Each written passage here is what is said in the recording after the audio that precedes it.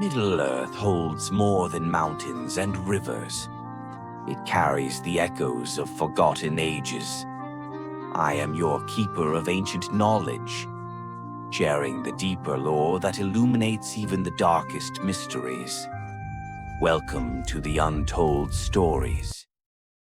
The Mystery of Aragorn's Missing Sister, a Tale of the Third Age. Section 1. Shadowed Beginnings. In the grey years that followed the passing of kings, when the throne of Gondor stood empty and the stewards ruled in the name of sovereignty that would not return, there came a time when even the wise began to speak in whispers of things that should not be named. It was the year 2953 of the Third Age, and shadows lengthened where once there had been only the natural darkness that follows the setting of the sun. In the wild lands north of the misty mountains, where the wind carries tales that mortals were never meant to hear, there stood a woman at the edge of a cliff overlooking the grey expanse of Eriador. Her cloak, woven from the wool of sheep that grazed in the hidden valleys of Rivendell, moved like liquid silver in the morning breeze.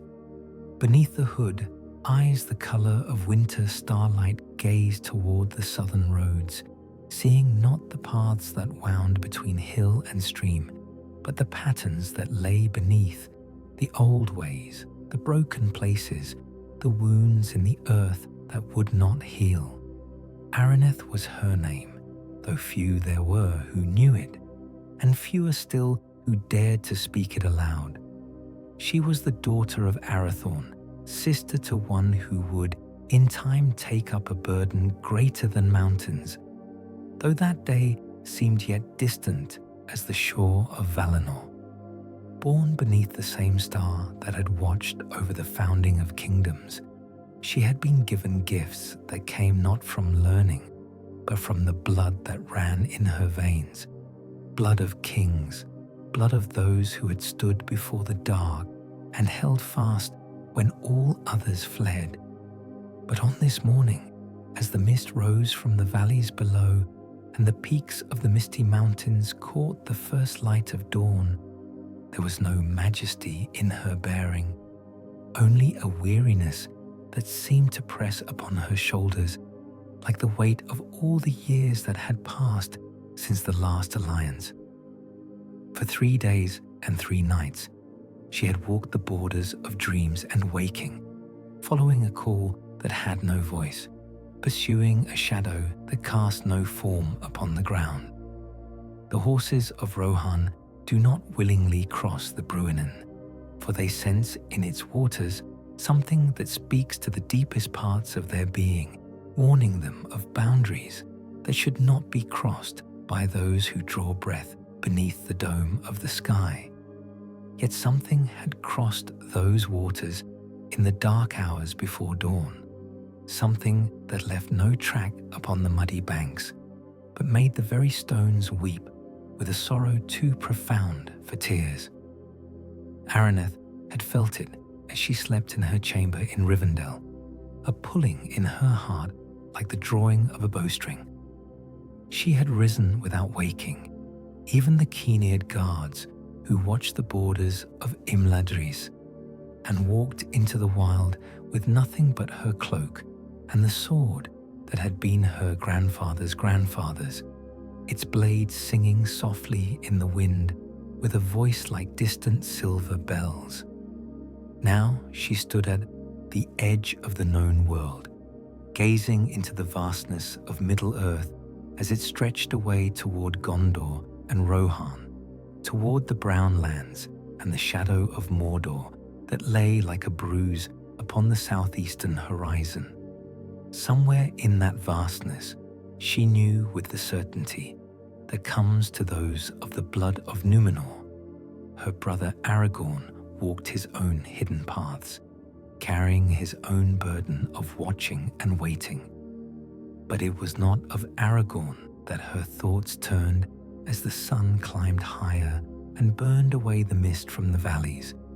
It was of another, one whose name had been struck from the records of Rivendell, whose fate had become a silence that grew deeper with each passing year, a sister who had vanished like morning frost beneath the summer sun, leaving behind only questions that even Lord Elrond dared not ask aloud.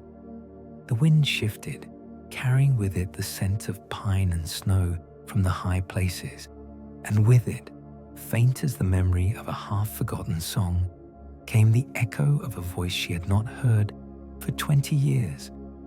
Araneth closed her eyes and let the sound wash over her, feeling the truth of it settle in her bones like the cold of winter settling into the earth. Her sister was calling to her across the years and the leagues, calling from a place where shadows walked in daylight and the very air tasted of endings. Section 2. A whisper in the trees. The old forest remembered everything. In the depths of its twisted heart, where the trees grew so close together that even the noon sun could not pierce their canopy, there dwelt memories older than the kingdoms of men, older even than the awakening of the elves, beside the waters of Cuiviénen. And on this day, as Araneth walked the borders of the known world, the trees began to whisper of things that had been hidden in the darkness between their roots. Tom Bombadil felt it first, as he always did when the deep places stirred. He paused in his gathering of water lilies, his bright blue eyes turning toward the heart of the forest, with a look that few in Middle-earth had ever seen upon his merry face, the look of one who remembers the music before the making of the world. Goldberry, fair and wild as the river itself, lifted her head from her weaving and felt the change like a chill upon the water. "Something wakes, Tom," she said, her voice carrying the sound of stones beneath a running stream. "Something that has slept long in the deep places." But Tom was already walking, his yellow boots making no sound upon the forest floor, following paths that existed only when he chose to walk them. Behind him, the very trees seemed to lean inward, their ancient voices joining in a harmony that spoke of things lost and things that might yet be found. In the depths of the forest, where even the Ents feared to tread, there stood a grove that appeared on no map drawn by the hands of men or elves. The trees here were not oak or ash or birch, but something older, their bark black as midnight and their leaves silver as starlight, even in the depths of the forest gloom. At their heart lay a pool of water so still that it might have been a mirror made of polished obsidian, reflecting not the canopy above, but scenes from years long past. And in that pool, as Tom approached with steps silent as falling snow, there moved the image of a woman. She walked alone through a land that seemed familiar yet strange, the hills of Rudor, but as they had been in the days when kings still ruled in Fornost, when the realm of Arna stretched from the Blue Mountains to the Misty Mountains, and all the lands between knew peace. The woman's face was hidden beneath a hood of grey, but her bearing spoke of nobility, of blood royal running in her veins.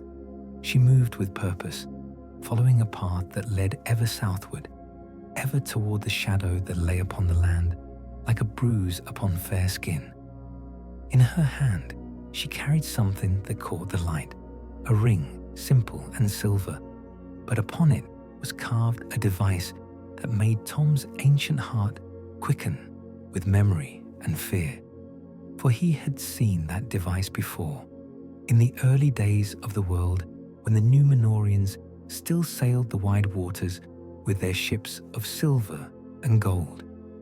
It was the mark of the House of Isildur, but changed, corrupted, twisted into something that spoke not of light, but of shadow, not of healing, but of dominion. As Tom watched, the woman in the pool raised her head, and for a moment her face was visible in the still water. The features were noble, marked with the beauty that belonged to the Dúnedain. But there was something else there too, a hardness about the eyes, a tightness about the mouth that spoke of choices made in darkness, of oaths sworn that should never have been spoken. And in that moment, as if she sensed his watching, the woman turned toward the pool, and her eyes, grey as winter storm, cold as the peaks of the misty mountains, seemed to look directly at Tom through the darkness of years and the weight of sorrow. Then the image faded, and the pool was only water once more, reflecting nothing but the silver leaves above and the endless depths of the forest's memory.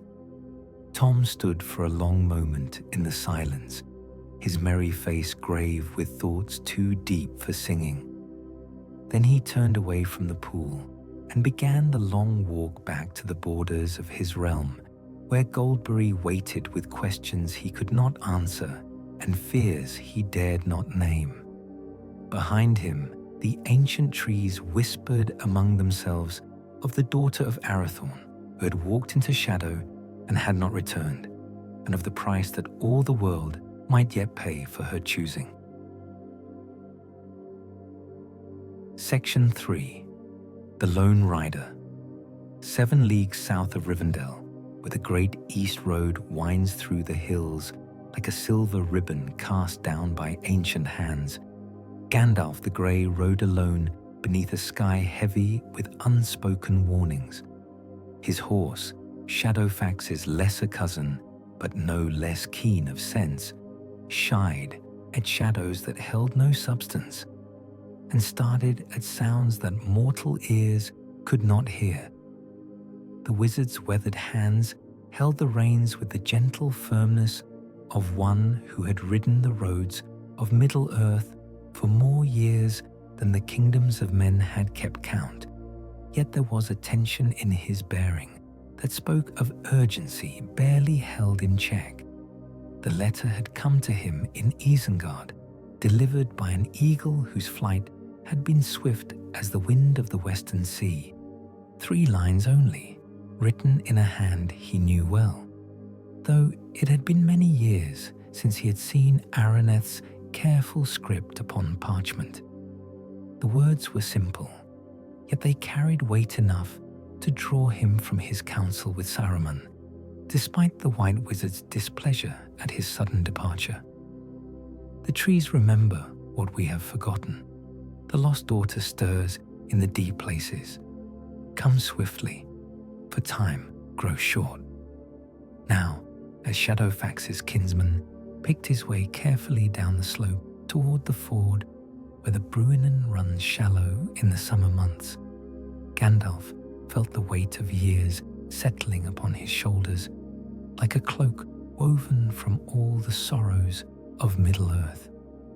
He had hoped, no, he had believed, that this particular shadow would sleep forever in the deep places where such shadows belonged. But hope, he had learned, was often the cruelest of companions, for it whispered of peace when war was coming, of healing when wounds ran too deep to mend. 20 years had passed since Arwen Undomil had vanished from Rivendell like morning mist before the rising sun. 20 years since Lord Elrond had spoken her name for the last time, his voice breaking on the syllables like waves breaking upon the shores of a grey sea. 20 years since the halls of Imladris had echoed with a silence, deeper than the mere absence of her laughter. But Gandalf remembered what others chose to forget. He remembered the night she had come to him, her eyes bright with a fever that was not of the body, but of the spirit. She had spoken of dreams that came to her in the dark hours before dawn, dreams of a voice that called to her from the Shadowlands, promising power enough to heal all the hurts of Middle-earth, to turn back the tide of darkness that that crept ever westward from Mordor. He had warned her then, as was his duty and his burden. He had spoken of the lies that shadows tell, of the prices that power demands. But she had listened with the smile of one who hears wisdom and dismisses it, who believes that love alone is strong enough to master the darkness. And in the morning, she was gone, taking with her nothing but her cloak and the ring that had been her father's father's, the ring that bore the seal of Isildur's house. The horse stumbled on the loose stones of the slope, breaking Gandalf from his reverie. Below them, the ford gleamed silver in the afternoon light, and beyond it, the road stretched eastward toward the wild lands, where few travelers dared to venture. But it was not eastward that his path would lead him this day. Somewhere in the hills to the north, Araneth waited with news that he dreaded to hear and questions he feared to answer. As they reached the ford, the wizard drew rein and sat for a moment in the saddle, listening to the voice of the water as it spoke of things it had seen in its long journey from the high places. The Bruinen had always been a river of memory, carrying within its currents echoes of all the deeds done upon its banks. Now, as Gandalf bent his will to hear what it would tell him, he caught fragments of a tale that made his blood run cold. A woman walking alone in the night, the sound of weeping that was not mortal, a ring glinting silver in starlight, but touched now with the shadow of something that should not be named. And over all, the whisper of a voice that spoke of love twisted into obsession, of light transformed into a darkness more terrible than any that had ever come out of Mordor. Gandalf straightened in the saddle, his staff gleaming white in the afternoon sun. The time for hoping had passed. The time for action had come. With a word to his horse, he plunged into the ford, the water rising about them in a spray of silver and foam, carrying him toward whatever waited in the hills ahead. Behind him, the great east road lay empty beneath the grey sky, and the silence that followed his passing was the silence of a world holding its breath before the storm. Section 4. Dol Guldur in the distance. The fortress of Dol Guldur stood upon its hill like a cancer upon the face of Arda, its towers black against the green canopy of Mirkwood. Even from 20 leagues away, where Araneth and Gandalf stood upon the slopes of the misty mountains, the malice that flowed from those ancient stones was palpable as a winter wind. The very air seemed to thicken as their eyes turned southward, and the horses that had carried them this far refused to go another step toward that place of shadow. "She is there," Araneth said, her voice barely above a whisper. The words fell into the mountain silence, like stones dropped into a deep well, carrying with them the weight of certainty that comes only to those who share blood with the lost. I can feel her presence, like a wound in my heart. Gandalf said nothing, but his knuckles were white where they gripped his staff. The wizard's sight, deeper and more far-reaching than any mortal gaze, had pierced the veils of shadow that surrounded the necromancer's stronghold. What he had seen there made him wish, for the first time in long centuries, that he possessed not the gift of foresight, but the mercy of blindness. For 900 years, the hill of Dol Guldur had stood empty, its stones blackened by the fire that had consumed the fortress, when Gil-galad and Elendil had broken the power of Sauron in the last days of the Second Age. For 900 years, the trees of Mirkwood had slowly crept closer to its base, as if they sought to bury it beneath root and leaf and the patient erosion of seasons uncounted. But 3 centuries passed, the shadow had returned, slowly at first, a darkness that seemed natural as the falling of night, a silence that might have been mistaken for peace, then deeper, more purposeful, until even the wise began to speak in whispers of the necromancer who dwelt in the ruins, raising the dead to serve his will, sending forth spiders and wolves and things that had no name to spread fear throughout the wood. The White Council had debated long what should be done. Saruman the White, chief among them, counseled patience and watching, saying that the shadow in Dol Guldur was but an echo of ancient evil, a wraith without substance to trouble the world of the living. But Gandalf had felt the malice growing stronger with each passing year, had seen the darkness spreading beyond the borders of Mirkwood like ink spilled upon parchment. And now, as he stood upon the mountain slope, with the wind of the wild lands whipping his grey robes about him, he understood why his unease had grown so great. For the presence he felt in those distant towers was not that of some lesser evil, some wraith of the ancient darkness. It was the shadow of the Dark Lord himself, returned to Middle-earth in a form that could walk among the living and speak with the voice of reason while spreading corruption wherever his influence touched. "Tell me of her dreams," he said at last, his voice heavy with the weight of knowledge that brought no comfort. "Tell me of the voice that called to her across the darkness." Araneth closed her eyes, and when she spoke, her words came slowly, as if each one were a stone pulled from a deep well of memory. "She came to me in the night before she vanished.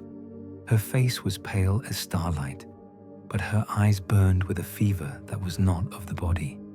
She spoke of visions that had come to her in sleep, a figure wreathed in shadow, but beautiful beyond description, who offered her the power to heal all the wounds that evil had inflicted upon Middle-earth." The wizard's grip tightened upon his staff until the wood creaked in protest. And what answer did she give to this shadow? "She said she would go to him," Araneth whispered. "She said that love was stronger than darkness, that she could turn his heart back to the light. She spoke of Beren and Luthien, of how love had conquered even the power of Morgoth himself. And when I tried to warn her, she smiled and said that I had always been the cautious one, content to watch while others acted." A sound escaped Gandalf then. Not quite a groan, not quite a sigh, but something deeper and more grievous than either. For he had heard such words before, in the mouths of the proud and the foolish, who believed that their love alone could master the darkness of the world. He had seen where such beliefs led, had walked among the ruins they left behind. The wind shifted, carrying with it a scent that should not have reached them at such a distance, the smell of charnel houses and burning, of corruption and decay. But beneath it, faint as the memory of flowers in winter, was another scent that made Araneth's breath catch in her throat. It was the perfume that Arwen had worn, distilled from the Eleanor flowers that bloomed in the gardens of Rivendell. Even at this distance, even after 20 years of captivity in that place of shadow, something of her remained, something that could still be reached, still be saved. The question that remained was whether the salvation would be worth the price that would surely be demanded of those who sought to pay it. Gandalf turned away from the distant fortress, his decision made. "We cannot approach openly," he said. "The power that dwells there would sense our coming from leagues away. But there are other paths, older roads that run beneath the notice of even the necromancer. It will mean a journey through the deep places, through paths that have not been walked since the elder days. Araneth nodded, her hand moving to the hilt of her sword. Then let us waste no more time in debate. My sister has waited long enough in that place of shadow. It is time to bring her home. Section 5. Into the Black. The roots of Mirkwood ran deeper than any who had not walked among them could imagine.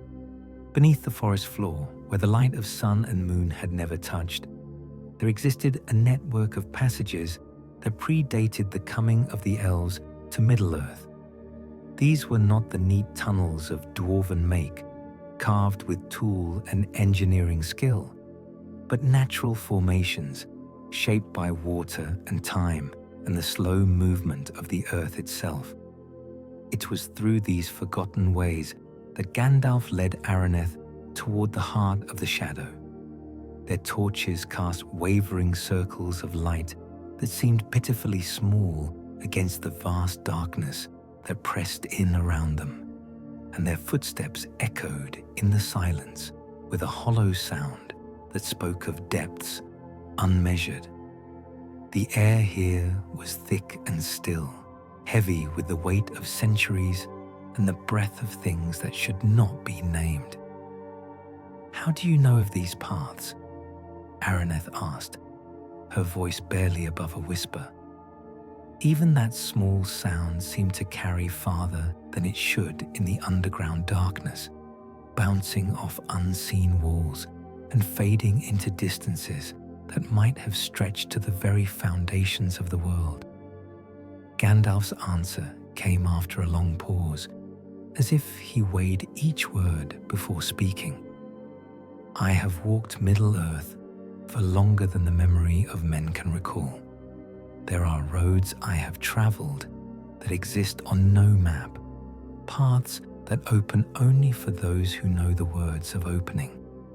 These tunnels were made in the elder days, when Orifer first led his people across the misty mountains to dwell beneath the boughs of the great wood. They were meant as sanctuary, as refuge against the darkness that even then stirred in the world. The irony of their purpose was not lost on either of them. Now they used these same paths of refuge to approach the very heart of darkness itself, to walk willingly into the shadow that all who had made these tunnels would have fled from in terror. As they walked deeper into the earth, the walls around them began to change. The rough stone gave way to something smoother, carved with symbols that seemed to shift and flow in the torchlight. Araneth paused before one such carving, her torch held high to better see the intricate patterns that spiraled across the stone. "Elvish," she murmured, "but older than any script I have seen before, even older than the writings in Rivendell's most ancient books." Gandalf nodded grimly. "These marks were made when the world was younger, when the boundaries between the seen and unseen were not so firmly drawn. They tell of a time when darkness first came into the world, and of the price that was paid to hold it at bay." They pressed on through the tunnels, following a path that seemed to wind ever downward into the bones of the earth. Time lost all meaning in that place of eternal night. They might have walked for hours or days. There was no way to tell in the unchanging darkness. Their only guide was the compass of Gandalf's will, leading them ever southward toward the hill where Dol Guldur squatted like a toad upon the face of the forest. Then, without warning, the tunnel ended. They emerged into a vast chamber that stretched away beyond the reach of their torchlight, its ceiling lost in shadows that their flames could not penetrate. The air here moved with a current that spoke of openings to the world above, and with it came scents that made Araneth's blood run cold, the smell of decay and corruption, of things long dead that yet moved and breathed. At the center of the chamber stood a structure that had clearly been built rather than carved from the living rock. It was a tower, but unlike any made by the hands of elves or men or dwarves. Its walls were black as obsidian and smooth as glass, and they reflected the torchlight in patterns that hurt the eyes to follow. Around its base, the ground was littered with bones, not the clean white bones of natural death, but yellowed and cracked things that spoke of suffering prolonged beyond endurance. "The root of Dol Guldur," Gandalf said, his voice heavy with disgust and sorrow, "the foundation upon which the necromancer built his fortress. This tower has stood here since the elder days, when Sauron first sought to corrupt the hearts of those who dwelt in this land." Even as he spoke, they could hear sounds from within the tower, voices raised in chanting that followed no rhythm meant for mortal ears, and beneath it, a sound that made Araneth's heart clench with anguish. It was weeping, but not the clean grief of honest sorrow. This was the sound of despair made manifest, of hope poisoned at its very source, and threading through it all, like a silver cord stretched near to breaking, was a voice that Araneth knew better than her own. Arwen's voice, raised in a lament that spoke of loss beyond the power of words to encompass. But there was something wrong with that beloved sound, something that spoke of change wrought by years of captivity in this place of shadow. The voice that sang in the darkness was still recognizably Arwen's, but it was Arwen transformed, corrupted, turned from the light towards something that made the darkness of Mordor seem clean by comparison. Gandalf placed a restraining hand upon Araneth's arm as she took a step toward the tower.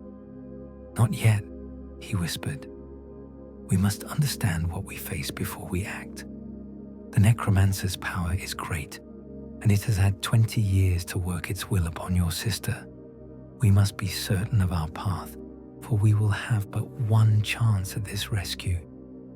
But even as he spoke, Araneth could feel the pull of that transformed voice, calling to her across the darkness of the chamber like a siren song. The blood they shared made her a lodestone for her sister's anguish, and every note of that despairing lament was like a hook drawn through her heart. In the shadows at the base of the tower, something moved. Section 6. The Captive King. The figure that emerged from the shadow at the tower's base moved with the careful gait of one whose strength had been sapped by long captivity. Once perhaps he had been tall and proud, a king among his people, but the years in this place of darkness had bent his shoulders and dimmed the fire that had once burned in his eyes. Yet even in his diminished state, there was something about his bearing that spoke of nobility that could not be entirely crushed, of a spirit that endured even when hope had long since fled. Gandalf and Araneth pressed themselves against the rough stone of the chamber wall, their torches shielded to cast no betraying light upon their hiding place. The figure stumbled past them, so close they could hear the rattle of chains about his ankles and the labored whisper of breath drawn by lungs that had forgotten what clean air tasted like. "Thrain," Gandalf breathed, the name escaping his lips like a prayer offered to unhearing gods. "Thrain, son of Thror." The figure stopped, his head turning toward the sound with the sudden alertness of a hunted animal. For a moment, hope flickered in eyes that had been dark for too long, and when he spoke, His voice carried the weight of years beyond counting. Who speaks the name of the dead in this place of shadow? Who calls to one who has been forgotten by all who once called him friend? Gandalf stepped forward into the circle of dim light that emanated from some unseen source within the tower. The sight of him, staff gleaming white, robes grey as storm clouds, eyes bright with the wisdom of ages, seemed to strike the chained figure like a physical blow. He fell to his knees, and when he looked up, tears had begun to trace silver tracks down his begrimed cheeks. "Gandalf, the Grey," he whispered.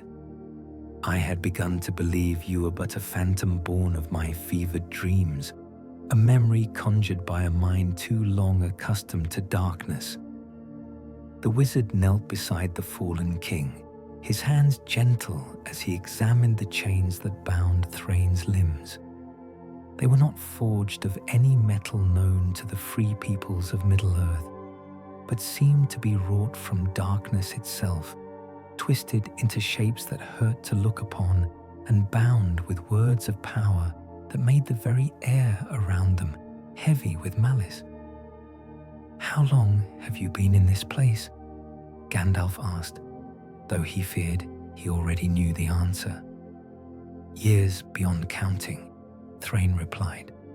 "The necromancer took me in the dungeons of Dol Guldur when I sought to reclaim the ring of power that was my father's before Smaug came to Erebor. He promised me the return of my kingdom, the restoration of my people's glory. All he asked in return was that I serve him willingly, that I give him the 7 rings that were made for the Dwarf Lords in the Elder Days." Araneth stepped forward from the shadows, her eyes wide with the horror of understanding. "You gave him the rings?" Thrain's face crumpled with shame that was deeper than any physical wound. "Not willingly at first, but he has ways of breaking the will that do not touch the body. He showed me visions of my son, of young Thorin wandering the wild lands without hope of ever reclaiming the Mountain Kingdom. He whispered of power that could be used to protect those I loved, of darkness that could be turned to serve the light." The Dwarf King's voice broke. "In the end, I gave him what he sought, and in return, he gave me knowledge that I wish I had never received." "What knowledge?" Gandalf asked, though his heart grew cold with the anticipation of the answer. "The truth about the woman he keeps in the highest tower," Thrain said. "The daughter of kings who came to him seeking the power to heal Middle-earth's wounds. He has made her his queen, Gandalf, but not in any way that the poets sing of in their tales of love. She rules beside him in the darkness, and through her he works a corruption that spreads far beyond the borders of Mirkwood." The wizard rose slowly, his staff crackling with power, barely held in check. "Where is she? In which tower is she held?" "Not held," Thrain corrected, his voice heavy with sorrow. "She dwells willingly in the highest spire, where the shadow is deepest and the corruption most complete. She has been given power over the spirits of the dead, and through her the necromancer commands legions that no living army could stand against. She has become what he always intended her to become, a queen of shadows, a commander of the host of darkness." Araneth's hand moved to her sword hilt, but Gandalf stayed her with a gesture. "What you describe is not corruption, but transformation," he said. "There is a difference, though both may serve the purposes of evil. If she is truly lost to the shadow, then no power in Middle-earth can bring her back. But if some part of her remains untouched by the darkness, there is still hope," Thrain finished. "Yes, wizard, there is still hope. For even in her corruption, she dreams of Rivendell, of the gardens where the Eleanor blooms and the fountains sing with the voices of the Eldar. I have heard her weeping in the deep watches of the night, calling out for her father and for the sister she left behind. The darkness has claimed her will and her power, but her heart remains her own.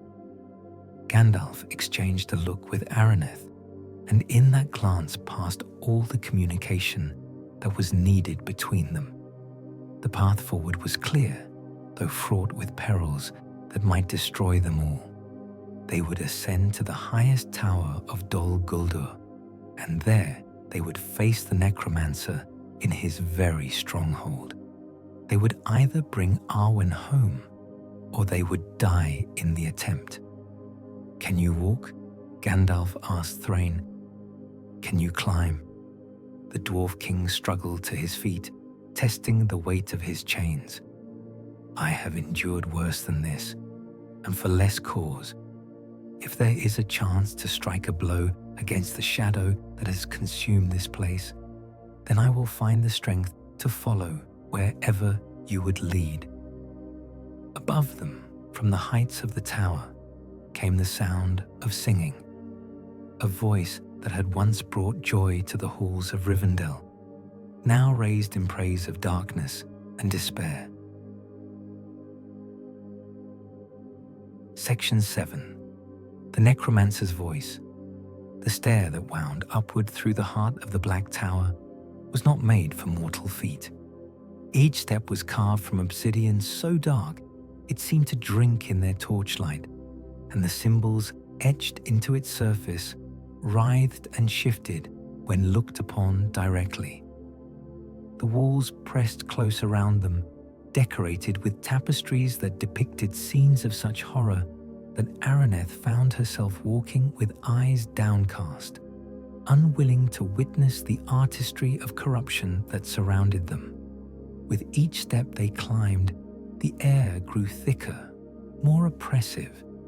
It carried with it whispers in languages that had been old when the world was young, voices that spoke of power and dominion, of the sweet taste of surrender and the peace that could be found in serving the darkness.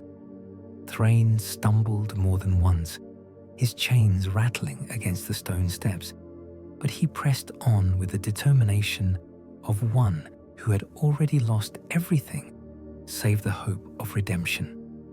They had climbed perhaps 100 steps when the voice spoke to them. It came from everywhere and nowhere, seeming to emanate from the very stones of the tower itself. Deep and resonant, it carried with it an authority that made even Gandalf pause in his ascent, his knuckles white where they gripped his staff. Mithrandir. The name rolled through the air like thunder in the distance. How long has it been since you last walked within my halls? 500 years? 1,000? Time has so little meaning in this place where shadows do not age, and the dead serve the living. Gandalf straightened, his grey robes seeming to brighten in the darkness. When he spoke, his voice carried the strength of one who had stood before the Valar themselves and had not been found wanting. "I know you, Shadow. I know you for what you were and what you have become. You are Sauron, the deceiver, Sauron, the corrupted, servant of darkness who thinks himself its master." Laughter echoed through the tower, but there was no mirth in it, only the sound of malice made manifest, of cruelty given voice.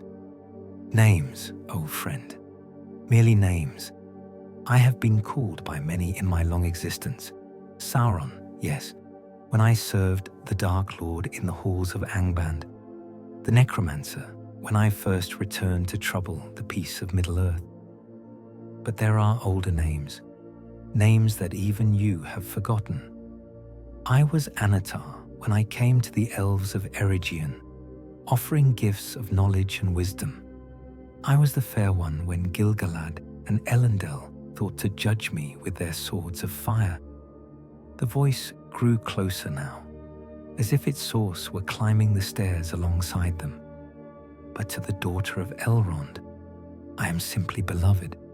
To Arwen Undomil, I am the one who has given her the power to heal all the wounds that evil has inflicted upon this world. She serves me willingly, Mithrandir, as you will serve me before this night is done. Never. The word came from Araneth, torn from her throat with such force that it seemed to shake the very foundations of the tower. I will die before I serve the darkness, and my sister will be freed from whatever corruption you have worked upon her. Corruption? The voice seemed genuinely puzzled. Child of Arathorn, you misunderstand the nature of the gift I have given to your sister. I have not corrupted her. I have completed her. For too long, she dwelt in the twilight realm of Rivendell, watching the slow decline of her people, powerless to halt the fading of all that she held dear. I have given her the strength to act, the will to change what others would accept with passive sorrow. They had reached the landing now, a circular chamber carved from the same black stone as the rest of the tower. Here the walls were lined with mirrors, but they reflected no true images. Instead, they showed scenes of Middle-earth as it might be, green fields where now lay wasteland, fair cities where ruins crumbled beneath the weight of years, and over all the image of Arwen Undomil, standing crowned as queen of a realm restored to its ancient glory. Look upon what she has accomplished, the voice continued, its tone warm with what might have been pride. Look upon the peace she has brought to these lands, the order she has imposed upon chaos. The dead no longer trouble the living in Mirkwood, for she commands them to rest. The spiders flee before her voice, and the wolves have learned to serve rather than devour. Thrain spat upon the floor, the sound echoing in the chamber like a curse. Peace, built upon the bones of the innocent, is no peace at all. Order imposed through fear and corruption is naught but tyranny given a fair name. Spoken like one who has never held true power, the voice replied, and now there was ice in it, cold as the depths of Angband. You think in terms of good and evil, of light and darkness, but these are the philosophies of the weak. There is only power, Thrain's son of Thror, and the will to use it. Your sister understands this truth, child of Arathorn.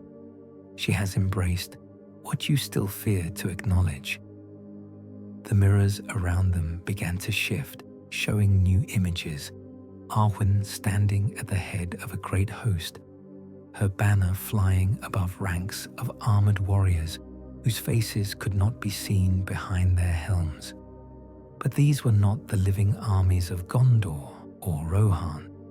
These were the assembled dead of all the wars that had ever been fought in Middle-earth, risen now to serve a queen who had learned to master death itself.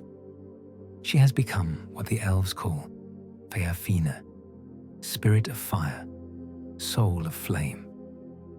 In the ancient days, such beings ruled over realms that spanned the breadth of Middle-earth, commanding the very elements to serve their will. I have simply awakened the power that was always within her, the heritage of her blood that neither Elrond nor Gil-galad dared to fully embrace. Gandalf raised his staff, and white light blazed forth to drive back the shadows. Enough. Your words are honey poured over poison, fair to the ear but foul to the soul. Show us Arwen herself if you would have us believe your claims. Let her speak for herself of the choices she has made. The voice laughed again, and this time there was genuine amusement in the sound. Oh, Mithrandir, did you think I would refuse such a reasonable request? By all means, let her speak for herself. Let her show you what she has become, and what glories await those wise enough to serve her willingly. Above them, a door opened with a sound like thunder, and light poured down the stairwell. Not the clean white radiance of elven lamps, but a red glow that spoke of fires burning in places where fires should not be. And from that light came the sound of footsteps, descending toward them with measured pace. Section 8. Fire in the darkness. She came down the stairs like a queen descending to grant audience to supplicants, her robes trailing behind her with a whisper of silk and shadow. The light that surrounded her was not borrowed from torch or lamp, but emanated from her very being, a radiance that spoke of power mastered and dominion claimed. Yet for all her majesty, for all the terrible beauty that clung to her like perfume distilled from night-blooming flowers, there was something in her bearing that made Araneth's heart clench with anguish. This was Arwen, yet not Arwen. The features were the same. The high cheekbones that spoke of noble blood, the grey eyes that had once held the wisdom of ages, the dark hair that fell like a waterfall of midnight to her shoulders. But the expression those features wore was alien, transformed by 20 years of dwelling in shadow until mercy had been refined into cruelty, love into obsession, and wisdom into the terrible clarity that comes to those who have gazed too long into the abyss. Upon her brow rested a circlet of black metal worked with designs that hurt to look upon directly. From it depended a single gem that pulsed with its own inner fire, not the clean radiance of the Silmarils, but something darker, hungrier, that seemed to drink in the light around it and transform it into shadow. About her throat hung a chain of silver, but the ring that depended from it was not the simple band that had once belonged to her father. This was a thing of power, wrought with symbols that predated the coming of the elves to Middle-earth. "Sister," she said, and her voice was honey poured over steel, sweet to the ear, but with an edge that could cut stone. "How long I have waited for this moment. How many nights I have dreamed of seeing your face again. And you, Mithrandir, still garbed in grey, still playing the part of the wandering wizard who brings hope to the hopeless and wisdom to the foolish." Gandalf stepped forward, his staff raised between them, like a barrier against the darkness. "Arwen Undomil, daughter of Elrond, I call upon you to remember who you were before the shadow claimed you. Remember the halls of Rivendell. Remember the song of the Bruinen. Remember the light that once dwelt within your heart." She laughed, and the sound was like crystal breaking in the depths of winter. "Remember, oh Gandalf, I remember everything. I remember the long years of watching our people fade, of seeing the light of the Eldar grow dim, while we did nothing but sing laments for glories that would never return. I remember the helplessness, the sorrow, the endless twilight of a realm caught between the dying of the day and the darkness of night." Her gaze turned to Araneth, and in those grey eyes burned a fire that had once been love, but had been transformed into something far more terrible. "And you, dear sister, I remember most of all, always the cautious one, always content to follow where others led, never daring to reach for the power that was yours by right of birth. Do you know what I have learned in my years in this place? I have learned that mercy is the luxury of the weak, that compassion is the failing of those who lack the will to act decisively." "This is not you speaking," Araneth said, her voice thick with tears she refused to shed. This is the corruption of the enemy, the lies he has poured into your ears until you no longer know truth from falsehood. The sister I knew would never have chosen this path. The sister you knew was a fool. The words cracked like a whip, and with them came a wave of power that drove both Arathorn and Gandalf back against the stone walls of the chamber. The sister you knew was content to watch Middle-earth die by inches, to sing pretty songs while darkness devoured all that we claim to love. I have chosen differently. I have chosen to act. Around them, the mirrors began to show new images, scenes of battle and devastation, of cities burned and armies scattered like leaves before the wind. But in each scene, rising triumphant from the ashes, was the figure of Arwen herself, crowned and terrible, ruling over a realm where the living served the dead and the dead served her will alone. Behold what I have accomplished, she continued, her voice rising until it filled the chamber like the sound of bells tolling for the death of hope. Behold the peace I have brought to these lands. The orc tribes flee before my armies. The servants of Mordor cower at the mention of my name. I have done what all the councils of the wise could not. I have brought order to chaos, strength to weakness, purpose to the aimless wandering of those who call themselves the free peoples. Thrain struggled against his chains, his eyes blazing with an anger that had been banked but never extinguished. Aye, and what price have you paid for this order, Lady of Shadows?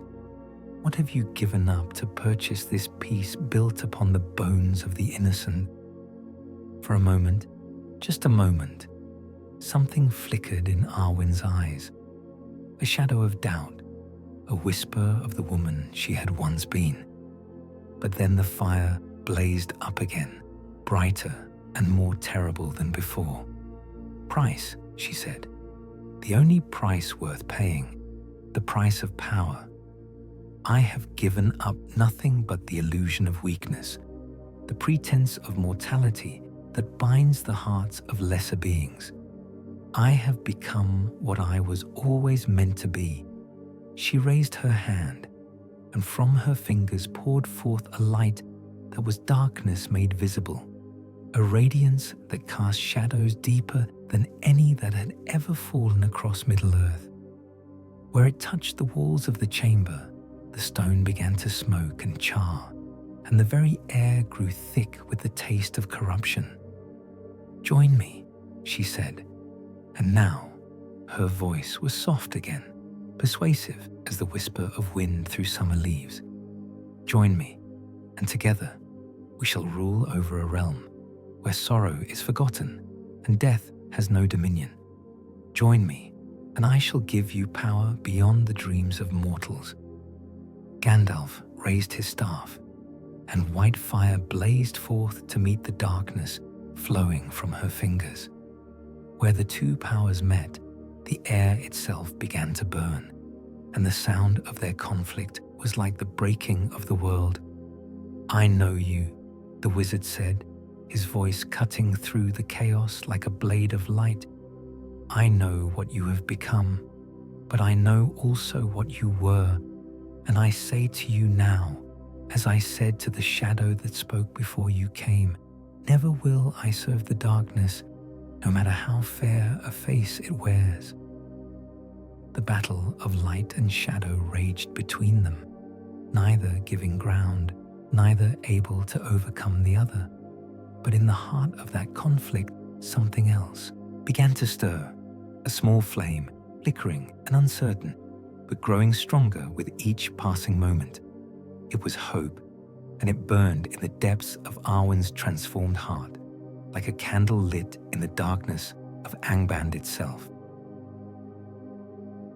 Section 9. Return to the Wise.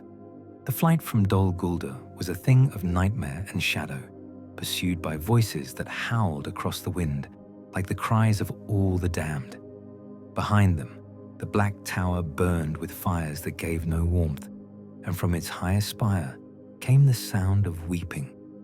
Not the clean grief of honest sorrow, but the anguish of one who has seen the path to redemption and has chosen to turn away from it. Gandalf bore Thrain upon Shadowfax, the great horse straining beneath the double burden, but never faltering in his stride. The Dwarf King had been weakened by his long captivity, his chains finally broken by the wizard's power, but the fire of defiance still burned bright in his eyes. Behind them rode Araneth upon her own mount, her face grim with the weight of failure and the knowledge of what they had left behind. For 3 days they rode without rest, pausing only to water their horses at streams that ran clear and cold from the misty mountains. The spell of concealment that Gandalf had woven about them held strong, hiding them from the searching eyes of the necromancer's servants. But they all knew it was a protection that would not endure forever. The shadow had been roused, and now it would hunt them with a patience and persistence that only the Undying could possess. On the morning of the 4th day, they crested a hill and saw before them the hidden valley of Rivendell, its towers gleaming silver in the early light. The sight of it brought tears to Araneth's eyes, for it seemed to her that she was looking upon home for the last time, that the darkness they had awakened would follow them even here to this last sanctuary of the elder days. Lord Elrond waited for them at the ford of the Bruinen, his ageless face grave with knowledge that he had hoped never to possess.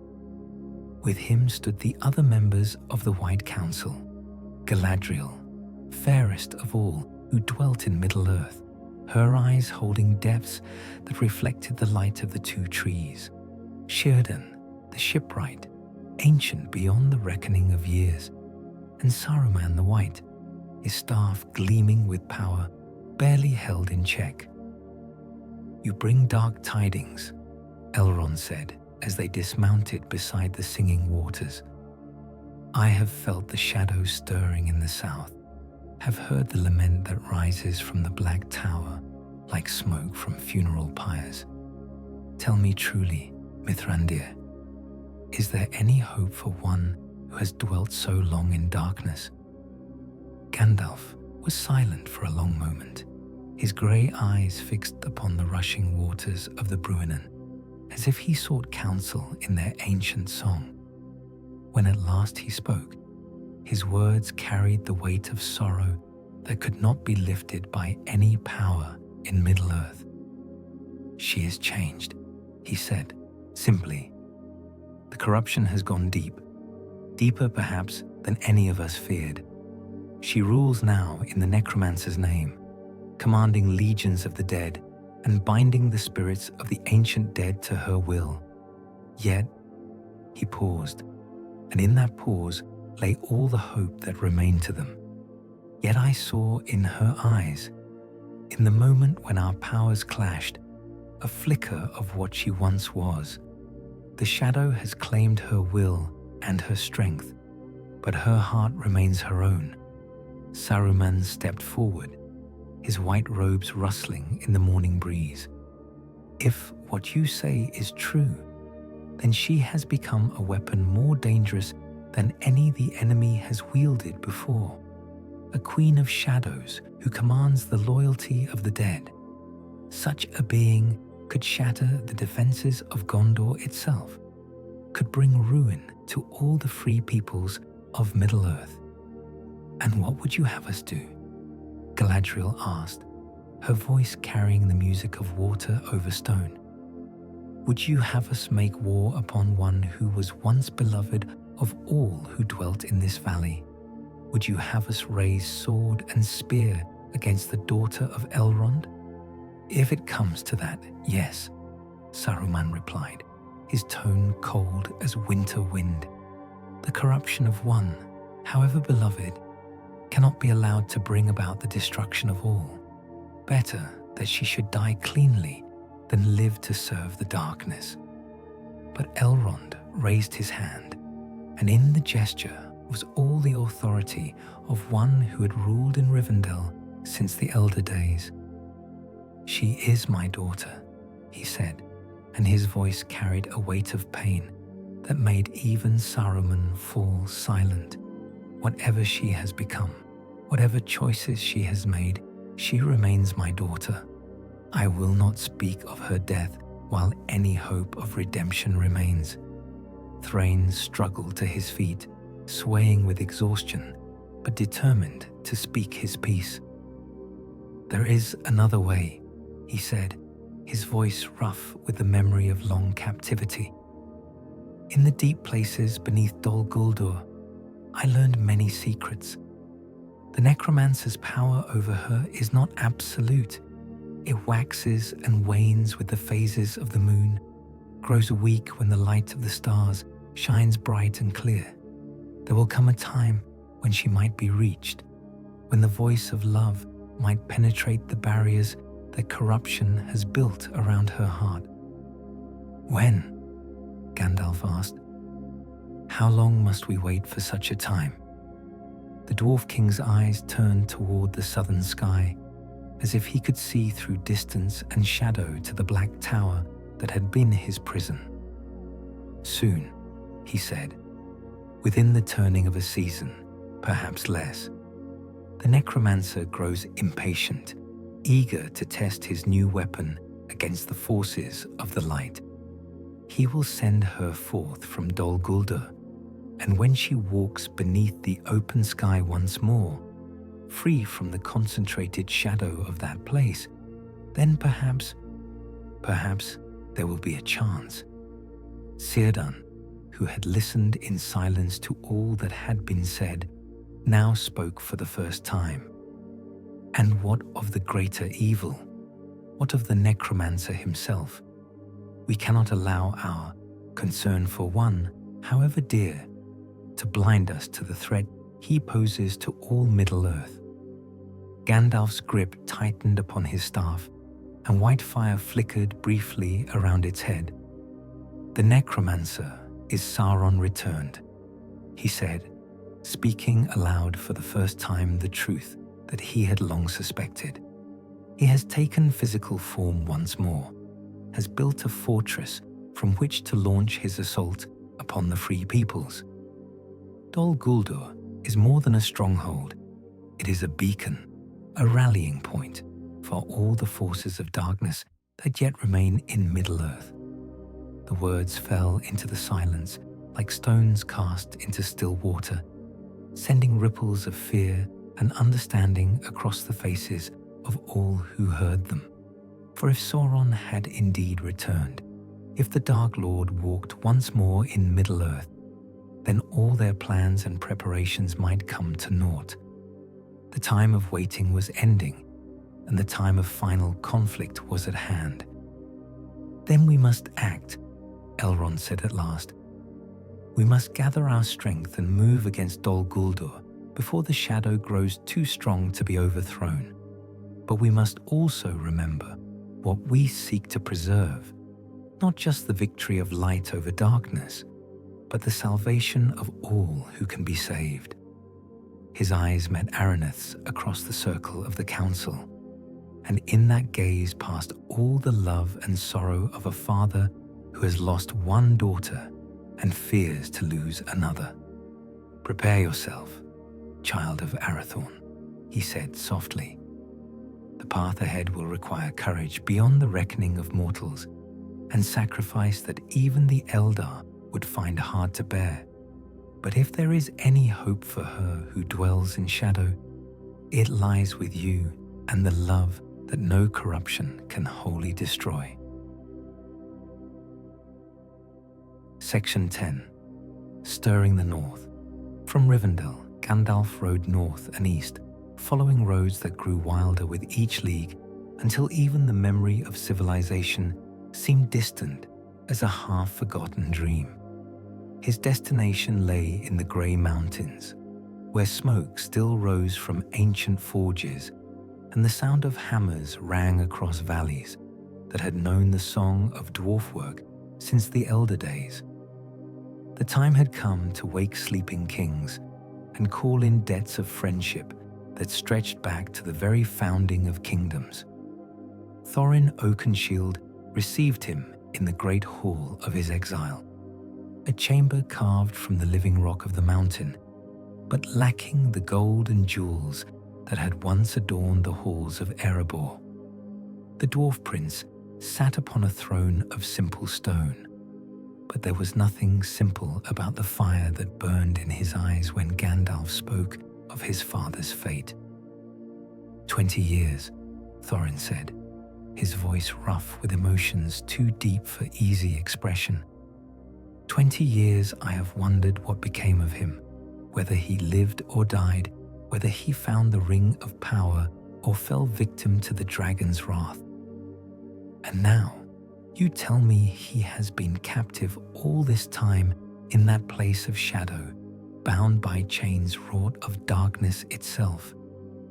He is free now, Gandalf replied, though the words brought little comfort to either of them. Weak from his long captivity, but his spirit remains unbroken. He spoke much of you in the days of our journey, of his pride in the king you have become, despite the loss of your mountain throne.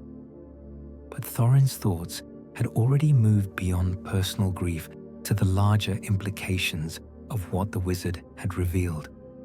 If Sauron has indeed returned, if the necromancer of Dol Guldur is the Dark Lord himself, then all our small concerns pale beside the greater threat.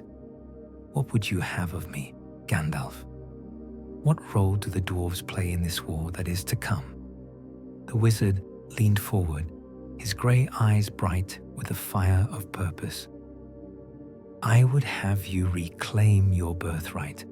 I would have you kindle the forges of Erebor once more, wake the mountain from its long sleep, and show the world that the heirs of Durin have not forgotten the art of war.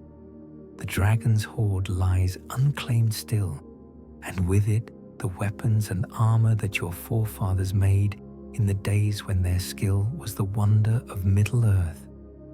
Smaug the Mighty still holds the mountain, Thorin pointed out, though his voice carried less despair than it once had. The greatest of the fire drakes, the death that flies on wings of flame. How would you have me face such a creature with the handful of warriors who have remained loyal to the House of Durin? Not alone, Gandalf said, and his smile held secrets that he was not yet ready to reveal. There are others who have suffered at the hands of darkness, others who would see the power of evil broken and scattered to the winds. The time is coming when all the free peoples must stand together or fall separately before the shadow that gathers in the south. He rose from his seat, staff in hand, and began to pace the length of the hall as words spilled from him like water from a spring long dammed. I speak of an alliance such as has not been seen since the last alliance of elves and men. I speak of the rangers of the north riding forth from their hidden places, of the Rohirrim answering the call to war, of the men of Gondor standing once more upon the walls of Minas Tirith, with hope in their hearts and courage in their hands. And the Shire? Thorin asked, his tone carrying a note of amusement, despite the gravity of their conversation. Would you have the hobbits join this great alliance of yours? For a moment, Gandalf's expression grew distant, as if he saw visions in the smoke that rose from the torches. The Shire, he murmured. Yes, the Shire too has a part to play in what is to come. There is one among the hobbits who carries a burden greater than any crown, though he knows it not. The time will come when even the smallest of folk must prove their worth against the darkness. But these were matters for another day, another season. For now, it was enough that the seed had been planted, the idea set forth like a spark struck from flint. In the days that followed Gandalf's departure, Thorin found himself thinking more and more of Erebor, of the lonely mountain that rose like a spear point from the desolation of the dragon's making. In his dreams, he saw the great gates thrown open once more, saw dwarves walking the roads that led to the mountain kingdom with pride instead of sorrow. Word went out from the grey mountains, carried by raven and by rider, to every stronghold where the children of Aule still dwelt, to the Iron Hills where Dane Ironfoot ruled with hammer and anvil, to the Blue Mountains where refugee clans had built new halls among the peaks, to every forge and mine and hidden hall where dwarves still remembered the glory of their ancient kings. The message was simple, but it carried with it the weight of prophecy. The heir of Durin calls upon his people. The time of exile draws to an end. Prepare for war, prepare for glory, prepare for the reclaiming of what was lost. In the south, in the Black Tower of Dol Guldur, the necromancer felt the stirring of the north like a distant tremor in the earth. His servants brought him word of ravens flying by night, of smoke rising from forges long cold, of the sound of war songs echoing across the mountains where none had sung for generations, and in the highest chamber of the tower, where she who had once been Arwen Undomiel held court among the shadows. A frown crossed features that had once been fair beyond the telling of it. For she too felt the change in the wind, sensed the gathering of forces that would soon challenge the dominion she had helped to build. The game was beginning in earnest now, and all the pieces were moving toward their appointed places on the board of war. But there was one piece yet to be set in motion, one player whose role would prove more crucial than any of them dared to imagine. In the green lands of the Shire, where the Brandywine ran silver between its banks and the hills rolled away to the horizon like waves upon a green sea, there lived a hobbit who possessed something that would tip the balance of all their careful plans. He did not know it yet, but Bilbo Baggins was about to embark upon the greatest adventure of his very respectable life. Section 11. A Hobbit Remembered. In the Shire, spring had come early that year, painting the hills with colours that seemed almost too bright to be real. The cherry trees bloomed in profusion along the lanes of Hobbiton, their petals drifting like snow on the gentle breeze, and the gardens of Bag End showed the careful tending that came only from the hands of one who truly loved the earth and all that grew within it. Bilbo Baggins sat upon his bench beneath the great oak that shaded his round green door, a cup of tea growing cold in his hands as he gazed out over the rolling expanse of the Shire. To any who might have passed by, he appeared to be the very picture of contentment, a respectable hobbit in his middle years, well-fed and well-settled, with no troubles greater than deciding which pipeweed to smoke after his evening meal. But appearances, as Bilbo had learned in his younger days, could be deceiving. Behind the placid exterior of the Shire's most famous stay-at-home, thoughts churned like waters beneath ice.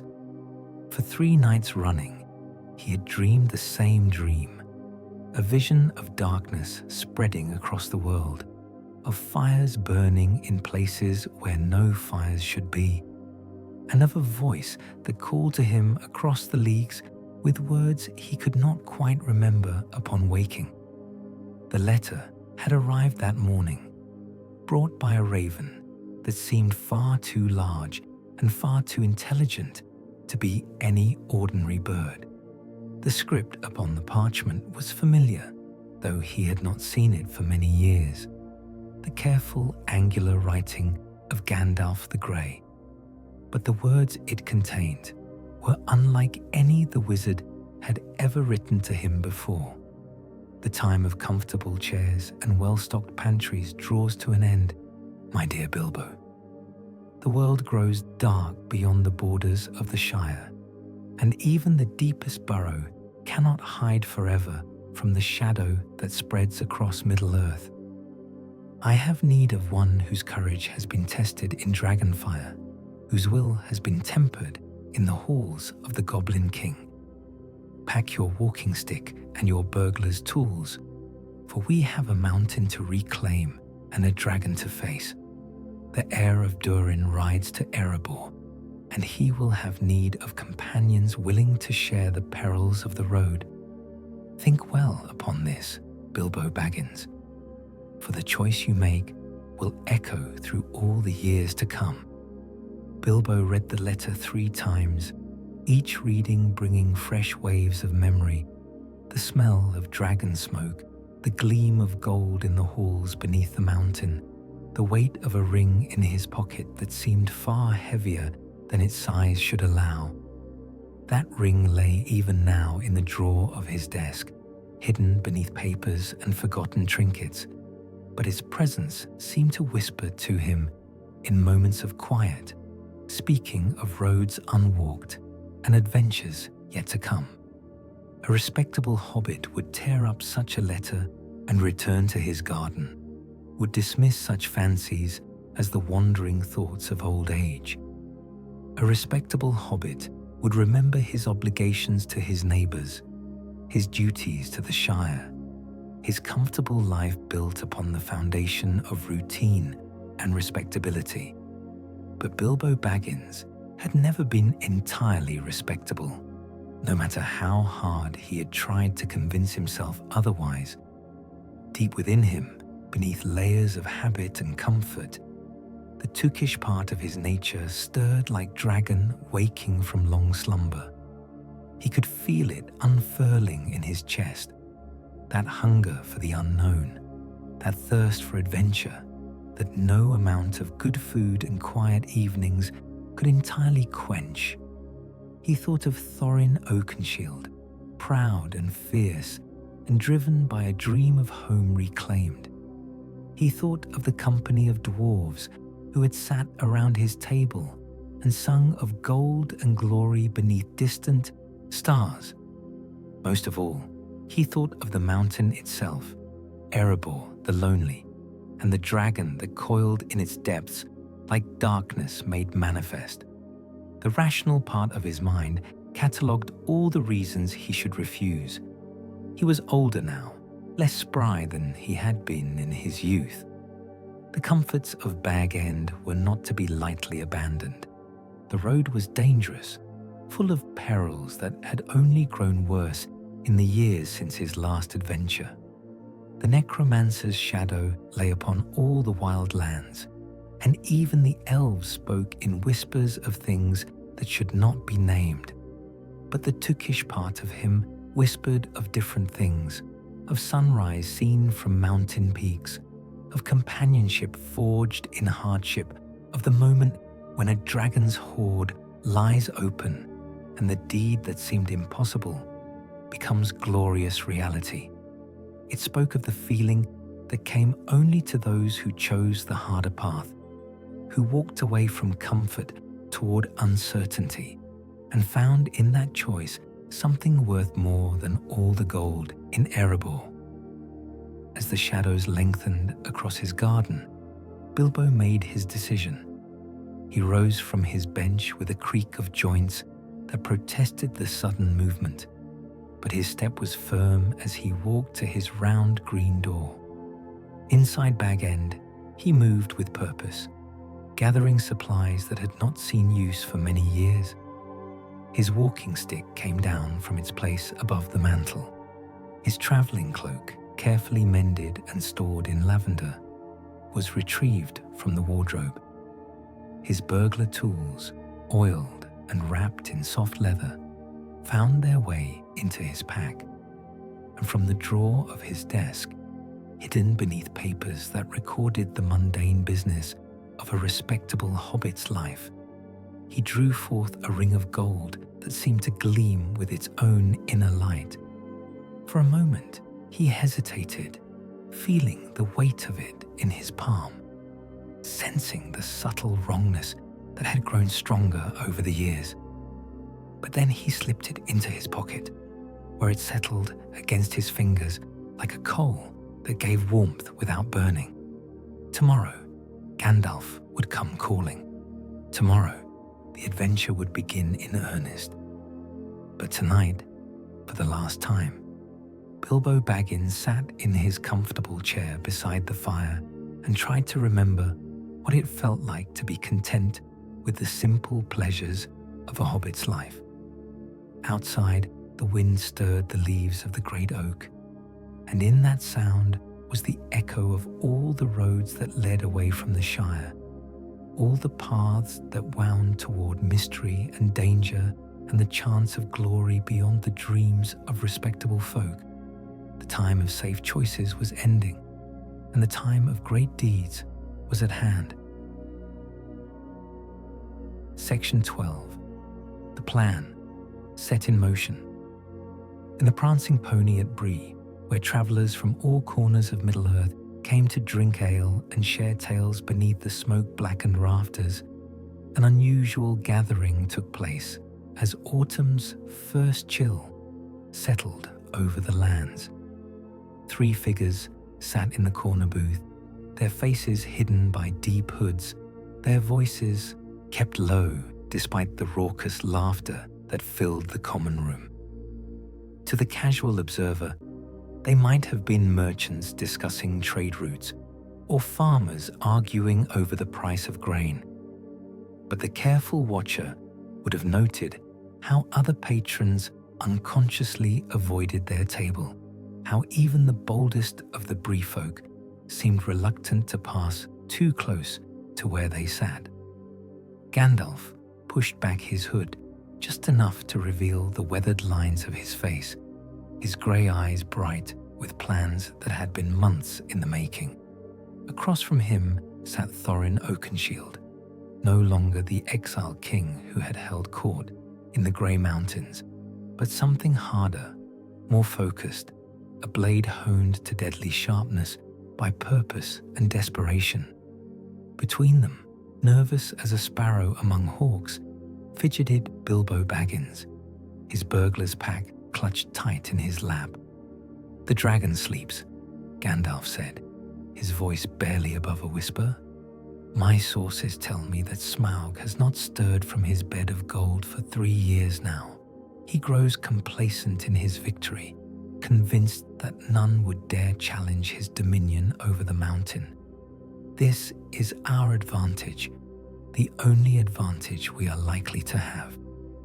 Thorin's hand moved instinctively to the hilt of his sword, the blade that had been his grandfather's before Smaug had come to Erebor in fire and ruin. And what of the other threats? What of the goblins in the mountains, the wargs that hunt in packs across the wildlands? What of the necromancer's servants that spread like plague throughout Mirkwood? All these dangers are real, the wizard acknowledged, but they are dangers that can be faced by courage and cunning. The dragon is different. He is death incarnate, fire given form and malice. Against him, no army in Middle-earth could stand, but a small company, moving in stealth, might succeed where a host would fail. He reached into his robes and withdrew a parchment that seemed ancient beyond measure, its edges yellowed with age and its surface covered with symbols that seemed to shift and dance in the lamplight. "Behold the key to your inheritance, Thorin Oakenshield, the map of Thror's secret door, the passage that leads into the heart of the mountain itself. Your grandfather made this in the days before the dragon came, when he foresaw that Erebor might one day fall and planned for its eventual reclaiming. Bilbo leaned forward despite himself, his curiosity overcoming his nervousness. The map was unlike anything he had ever seen, not merely a drawing of passages and chambers, but something that seemed alive, that spoke to him of adventures yet to come and treasures beyond imagining. The moon letters, Gandalf continued, pointing to symbols that appeared and disappeared as the lamplight flickered across the parchment. They can only be read by the light of the moon that shone when they were written, the same moon that will rise tomorrow night. The prophecy speaks truly. When the last moon of autumn shines upon the lonely mountain, the king under the mountain shall return to his throne. Thorin's eyes blazed with a fire that rivaled the dragon's own. Then we waste no more time in talk. I have sent word to my kinsmen, Dwalin and Balin, Fili and Kili, and all the others who have sworn oath to the house of Durin. They will meet us on the road, and together we shall march to reclaim what was stolen from us. Not march, Gandalf corrected. Creep, sneak, move like shadows in the night, for the enemy has many eyes, and not all of them belong to servants of Mordor. The necromancer watches from his tower, and his queen.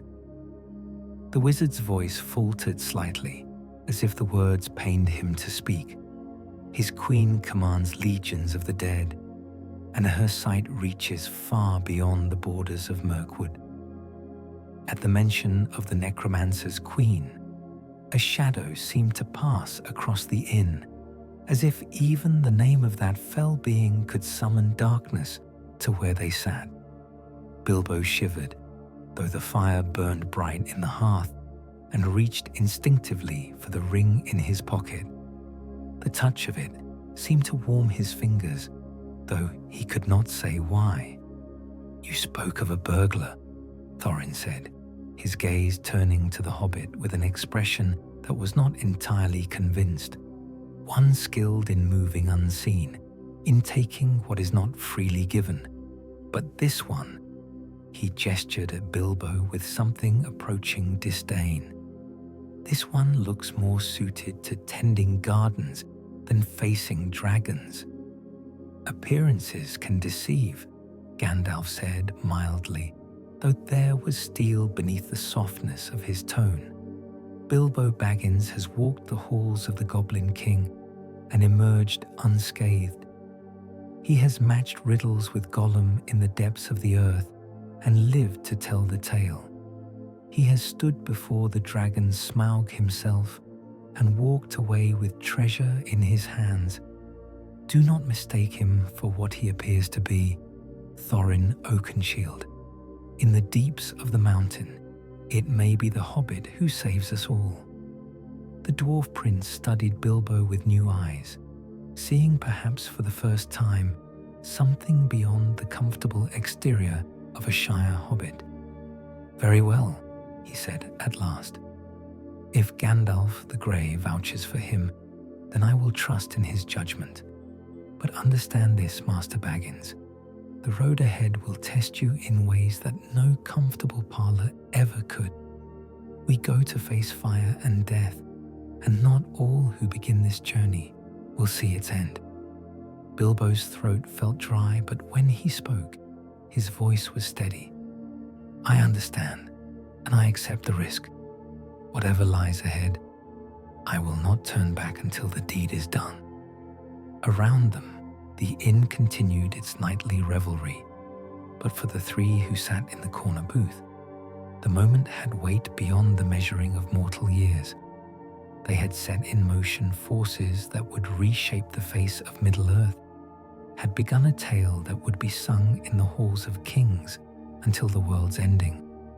But none of them could foresee the true cost of their choosing, or know that in the shadows of Dol Guldur, a queen of darkness had already begun to weave counterplans of her own.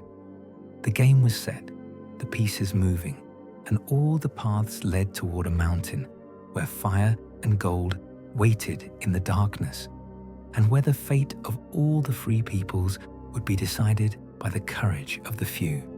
Tomorrow, the company would ride. Tomorrow, the great adventure would begin in earnest. But tonight, 3 unlikely allies drank to their success and tried not to think too hard about the chances of their survival. In the distance, thunder rumbled across the misty mountains, and the sound of it was like the voice of the dragon, stirring at last from his bed of gold. Section 13. The Fire Awakens. Deep beneath the lonely mountain, in chambers that had not echoed with mortal voices for 60 years, something stirred. It began as little more than a tremor in the vast hoard that filled the halls of Erebor, a single gold coin sliding down the mountainous heap with a sound like falling water, then another and another, until the very air began to thrum with a vibration felt in the bones rather than heard with the ears. Smaug the mighty, Smaug the impenetrable, Smaug the unassailable, opened one great eye that burned like a furnace in the darkness. For 60 years, he had slept upon his bed of gold, dreaming the dreams that only dragons know, visions of fire and conquest, of kingdoms brought low and treasure hoards gathered from across the wide world. But now, something had disturbed his slumber, some change in the pattern of things that set his ancient instincts ablaze with warning. The dragon's massive head rose from the sea of gold, coins and jewels cascading from his scales like water from stone. Each scale was larger than a warrior's shield, black as midnight, but shot through with veins of red that pulsed with the fire that burned within him.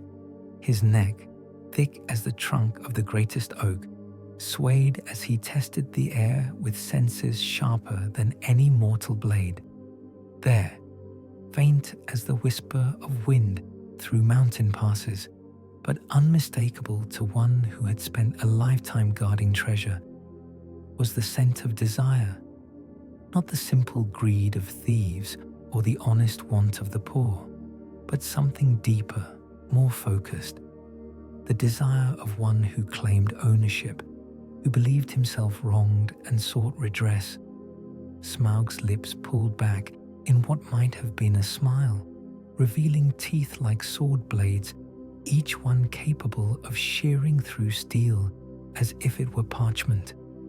He had felt this particular scent before, in the days when the mountain had rung with the sound of hammers and the light of forges had painted the halls in shifting patterns of gold and red.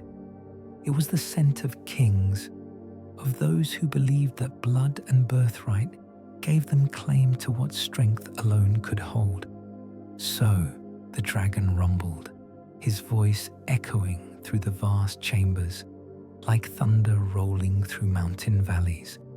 The heirs of Durin remember their mountain home. The sons of kings come creeping in the darkness, believing that stealth and cunning can accomplish what army and siege could not. He rose to his full height, a mountain of muscle and scale and barely contained fire. The hoard shifted beneath him like a living thing, gold coins ringing against jeweled goblets, ancient swords sliding across shields that had once protected the warriors of Erebor. Somewhere in that vast accumulation of wealth lay the Arkenstone, the heart of the mountain, the jewel that had been the pride of the dwarf kings since the mountain's founding. But Smaug had long since ceased to distinguish between one treasure and another. All of it was his, every coin and cup and carven ornament, and he would see the world burn before he yielded so much as a single piece to any claimant. The dragon's head turned toward the hidden passages that honeycomb the mountain's depths. his keen hearing picking up sounds that no mortal ear could have detected. Footsteps, careful and measured, moving through tunnels that his fire had not touched in the day of his coming. Voices, low and urgent, speaking in the tongue of the dwarves. And beneath it all, the steady rhythm of hearts beating with the rapid pulse of fear, barely held in check. 13, he murmured, tasting the number on his tongue like fine wine. 13 who dared to challenge the wrath of Smaug the Mighty. 12 dwarves and something else. Something small and quick and clever that moves with the silence of shadow and carries with it the scent of secret things. The dragon's great bulk shifted as he settled himself more comfortably upon his hoard, like a cat preparing to play with mice. There was no urgency in his movements, no sense of threat or alarm. 60 years of unchallenged dominion had taught him that patience was the greatest weapon in any predator's arsenal. Let them come deeper into the mountain. Let them see the vast wealth that they would never possess. Let them understand the futility of their quest. And then, when despair had weakened their hearts and fear had clouded their judgment, he would emerge from the depths like fire given form and show them the price of coveting what belonged to Smaug. But even as he planned their destruction, some part of the dragon's ancient mind was troubled by changes in the world beyond his mountain. For weeks now, he had felt a stirring in the south, a gathering of power that spoke of old evils awakening and forgotten oaths coming due. The very air tasted of war, of the great conflict that would soon engulf all the lands of Middle-earth. And in that war, even the mightiest of dragons might find that isolation was no longer sufficient protection. The necromancer of Dol Guldur had sent emissaries, shadow wraiths, that had spoken with voices like the wind through charnel houses. They had offered alliance, partnership in the dominion that the Dark Lord planned to establish over all the free peoples. In return, Smaug would be granted lordship over all the lands from the Grey Mountains to the Sea of Rhûn, would rule as King of Dragons over a realm where none dared challenge his authority. It was a tempting offer, made more so by the subtle threats that accompanied it. For the necromancer had made it clear that those who were not with him in the coming war would be counted among his enemies, and the fate of enemies was not pleasant to contemplate. But Smaug was a dragon, and dragons bowed to no will save their own. He had rejected the alliance, confident in his strength, and contemptuous of any power that claimed dominion over the mountains of the north. The necromancer could play his games of conquest in the south. Erebor would remain inviolate, its treasure unplundered, its lord unmatched in all the world. Now, as the sound of intruders grew closer, Smaug wondered if perhaps his contempt had been premature, for the timing of this invasion was too convenient to be mere chance. The heirs of Durin did not move without counsel, and there were powers in Middle-earth subtle enough to coordinate such ventures with the larger pattern of events. But these were thoughts for later consideration. For now, there was the immediate pleasure of the hunt to be savored, the delicious anticipation of the moment when he would reveal himself to these foolish treasure seekers and watch the light of hope die in their eyes. The dragon settled deeper into his hoard, his breathing slowing to the rhythm of seeming sleep. But his great eye remained open, fixed upon the passages that led to his domain, and the fire within him burned brighter with each passing moment. In the tunnels of Erebor, 13 companions crept ever deeper into the darkness, unaware that their every step was noted, their every breath counted by the fell intelligence that waited in the depths. The game had begun in earnest now, and only one side could emerge victorious. But in the Black Tower of Dol Guldur, another player prepared to join the contest, a Queen of Shadows who had her own reasons for wanting the dragon's hoard to remain undisturbed, and her own plans for the heirs of Durin who dared to challenge the darkness of the world. Section 14. A blade, not yet drawn. In the marshlands, east of the Misty Mountains, where the morning mist clung to the ground like the breath of sleeping giants, an army gathered in the darkness before dawn. They moved without banners, without the clash of armor or the ring of steel that marked the march of living soldiers. These were the dead who served the Dark Queen, and their silence was the silence of the grave made manifest. At their head rode she who had once been Arwen Undomil, but who now bore a title that made even the orcs of Mordor tremble in their holes. The Nightbringer, they called her, the Lady of Sorrow, the queen who commanded death itself to do her bidding. Her mount was no horse of living flesh, but a creature of shadow and bone, its eyes burning with the cold fire of the grave, its hooves making no sound as they struck the earth. Behind her came the host that had answered her summons, warriors who had fallen in battles spanning the breadth of Middle-earth's bloody history. Here marched the remnants of Arna's armies, their shields still bearing the star of Elendil, though their flesh had long since rotted from their bones. There walked the soldiers of Fornost and Anúminas, fallen in the wars against the Witch King, and with them came others, darker shapes that had never known the light of sun, Barrow-wights torn from their ancient tombs, spirits of malice given form, and creatures of shadow that fed upon fear itself. The queen raised her hand, and the vast host came to a halt with precision that no living army could have matched. Before them lay the Carrack, the great rock that rose from the river like a fist thrust up from the depths of the earth. Beyond it, the path led toward the lonely mountain, where even now the heirs of Durin crept through tunnels dark and deep. "My lady," came a voice from the shadows beside her mount. The speaker was cloaked and hooded, but the voice carried the cold authority of one who had commanded armies in life and retained that authority in death. "The dragon stirs. Our scouts report that Smaug has awakened from his slumber.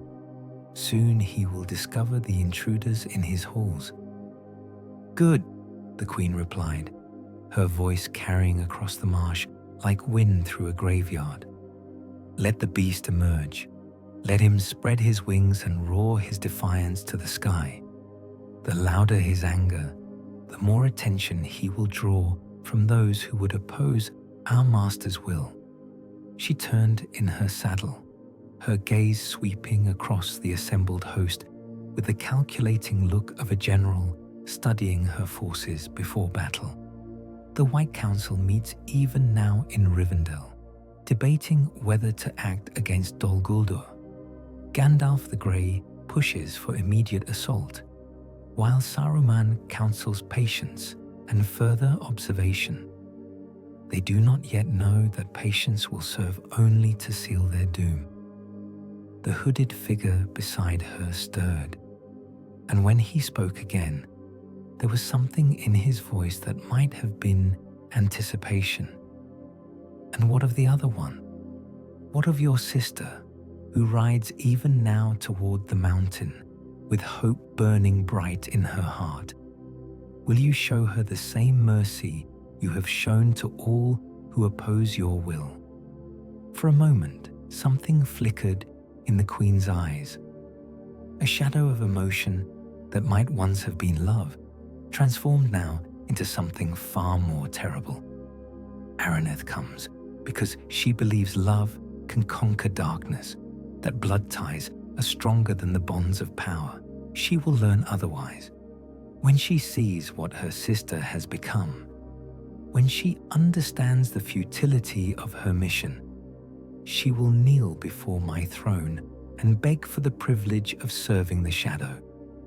The Queen's mount stamped its hooves, eager to be off, and around them the host of the dead stirred with anticipation. They could sense their mistress's mood, could feel the bloodlust rising in her like a tide of dark water. Soon there would be battle. Soon there would be the sweet release of violence after long months of waiting in the shadows. But first, the Queen continued, her voice dropping to a whisper that somehow carried to every member of her vast army.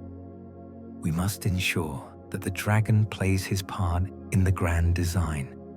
Smaug believes himself above the conflicts of lesser beings, imagines that his mountain fastness makes him untouchable. He will learn otherwise when the dwarves prove too weak to face him and flee in terror from his halls.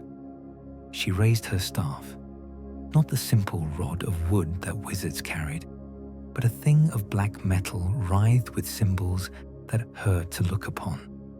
From its head blazed forth a light that was darkness made visible, a radiance that cast shadows deeper than any natural night. "Go," she commanded, and her voice carried the weight of absolute authority. "Take wing, my servants. Fly to the mountain and be my eyes in the halls of the dragon. Watch as the heirs of Durin face the fire that guards their inheritance.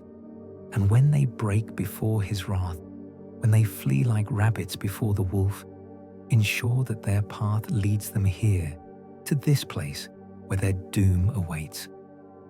From the ranks of her army rose shapes that had never known mortal flesh, things of shadow and malice that spread wings of tattered darkness and took to the air with the silence of falling snow. They flew toward the lonely mountain, invisible to all save those who possessed the sight, carrying with them the will of their mistress and the promise of slaughter to come.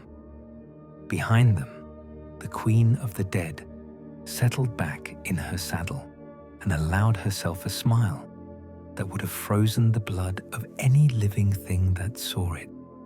Soon, very soon, all the players would be in position for the final act of the drama. The dwarves would face the dragon and be found wanting. The armies of darkness would sweep down from the north while the forces of light rushed to meet a threat that was but a feint. And in the chaos that followed, the true prize would be won. Not the dragon's gold, but something far more precious. The ring of power that lay hidden in the halls beneath the mountain. The ring that Bilbo Baggins carried unknowing in his pocket. The ring that would complete her master's victory and secure his dominion over all the world. The Queen's laughter echoed across the marshland, and in that sound was all the malice that had ever been born in the hearts of those who chose darkness over light. The time of subtlety was ending. The time of open war was at hand. And when it was done, when the fires had burned low and the screaming had stopped, she would rule beside her master in a realm where death itself bowed to their will, and the light of the stars would be extinguished forever in the triumph of eternal night.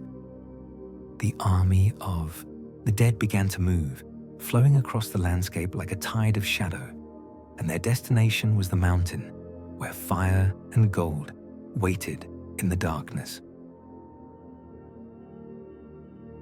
Section 15. The Kingdom Reclaimed. The Battle of Five Armies had ended 3 days past. and still the smoke rose from the valley where so much blood had been spilled. The combined forces of dwarves, men, and elves had stood against the tide of orcs and wargs that had poured from the north, and through courage and sacrifice beyond the measuring of songs, they had prevailed. Erebor was free, the dragon lay dead beneath the mountain, and Thorin Oakenshield sat once more upon the throne of his fathers. But victory had come at a price that cast shadows over even the brightest celebrations. Thorin bore wounds that would never fully heal, taken in the moment when he had stood alone against Azog, the Defiler, and his bodyguard of Uruks. Fili and Kili lay beneath stone cairns on the slopes of the mountain, their young lives given in defense of the gate that led to their uncle's halls. And throughout the host of the victors, there were empty places where friends and kinsmen had stood at the battle's beginning. In the great hall of Erebor, where once the dwarf kings had held court beneath pillars of malachite and gold, Gandalf stood before a window that looked out over the devastation below. The wizard's face was grave with thoughts that went far beyond the immediate aftermath of battle, his grey eyes reflecting the light of fires that still burned among the ruins of the orc army. "You are troubled," said a voice behind him, and Gandalf turned to see Bard the bowman approaching, his own face bearing the weight of new-won kingship. The former bargeman now wore the crown of Dale, though it sat uneasily upon his brow, and his eyes held the haunted look of one who had seen too much of war and death. "I am," Gandalf admitted. "This victory, great though it is, was too easily won. The orc army was vast, yes, but it lacked the coordination and cunning that should have marked a force commanded by the Dark Lord's servants. It was as if they fought merely to be seen fighting, as if the battle itself was secondary to some other purpose." Bard nodded grimly. "I felt it too. The way they retreated when they might have pressed their advantage. The way their chieftains seemed more concerned with holding our attention than with winning the day. It was as if we were meant to be here, meant to spend our strength in this place while something else unfolded elsewhere." "Something else indeed," Gandalf murmured, his gaze turning southward toward the shadows that lay across Mirkwood. "While we celebrated our victory and mourned our dead, ravens have brought word from the borders of that dark realm. The necromancer has moved at last, has abandoned his stronghold in Dol Guldur and vanished into the night. But he did not go alone." The wizard's voice dropped to a whisper that seemed to carry all the weight of prophecy. "The White Council struck 3 days ago, assaulting the fortress with all the power at their command. They found it empty save for shadows and the echo of ancient malice. But in the highest tower, they discovered signs of a struggle, broken furniture, scorch marks upon the walls, and in the center of it all, a pool of what might have been silver blood." Bard's hand moved instinctively to the hilt of his sword. "You think the Queen of the Dead was taken against her will?" "I think," Gandalf said slowly, "that Sauron no longer has need of a willing servant. The ring has been found, Bard. Bilbo Baggins carries it even now, though he knows not what burden he bears. With that prize in hand, the Dark Lord can afford to dispense with allies who might prove unreliable when the final test comes. In the depths of the mountain, in chambers that still rang with the echoes of ancient glory, Thorin Oakenshield held court for the first time in 60 years. The Arkenstone blazed upon his breast, its light reflected in the faces of the dwarves who had survived the battle to see their king restored. But even in the moment of triumph, the Dwarf King's thoughts were troubled by memories of words spoken in the heat of battle. He had seen her in the final charge, when the tide of orcs had seemed about to overwhelm their defenses. A figure in black armor, riding a mount of shadow and bone, her face hidden beneath a helm that seemed wrought from nightmare itself. But when their eyes had met across the battlefield, he had known her for what she had once been, Arwen Undomil, daughter of Elrond, transformed into something that made even the fell beasts of Mordor seem clean by comparison. She had not fought against them, had not raised her hand to strike down the defenders of the mountain. Instead, she had watched with eyes that burned like cold stars, as if the battle itself was less important than some other consideration that only she could see. And when the orcs had finally broken and fled, she had vanished like morning mist, taking with her a host of shadows that no living eye could follow.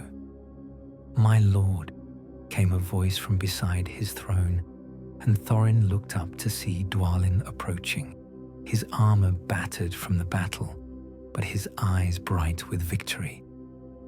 "The treasure chambers have been secured, and the accountants are beginning their tally of the hoard. But there is something you should know, something that troubles me greatly." "Speak freely," Thorin commanded. "In this hall, among the company that shared our quest, there need be no formality between us." Dwalin's face was grim as he spoke. "It's the burglar, my lord. Master Baggins disappeared during the final moments of the battle, and none have seen him since. His belongings remain in the chambers we assigned to him, but he himself is nowhere to be found within the mountain." Thorin's hand clenched upon the arm of his throne. "Search parties, already organized and sent out, but..." Dwalin hesitated, as if reluctant to voice his fears. There were tracks leading away from the mountain, tracks that might have been made by hobbit feet. They led south toward Mirkwood, and there they vanished as if the earth itself had swallowed them up. The Dwarf King was silent for a long moment, his mind racing through possibilities, each more dire than the last. If Bilbo had been taken by servants of the enemy, if the courage that had carried him through dragonfire and goblin wars had finally broken under the weight of battle. But no, that way lay madness. The hobbit had proven himself time and again, had shown a heart braver than any warriors beneath his mild exterior. "Double the search parties," Thorin commanded at last. "Send riders to every settlement between here and the Old Forest. If Bilbo Baggins lives, we will find him. And if he has been taken by the enemy," the Dwarf King's voice hardened to steel, "then we will bring him home, or die in the attempt." But even as he spoke the words, Thorin knew in his heart that the hobbit was beyond their reach. Somewhere in the wild lands between Erebor and the Shire, Bilbo Baggins walked a path that would lead him far from the comfortable life he had once known. And with him went secrets that might yet determine the fate of all the free peoples of Middle-earth. The kingdom was reclaimed, the dragon slain, the treasure secured. But the greatest prize of all had slipped through their fingers like water, carrying with it the hope and doom of a world balanced on the edge of darkness. In Rivendell, where the wise gathered to debate the meaning of recent events, Lord Elrond stood upon a balcony that overlooked the valley where the Bruinen sang its eternal song.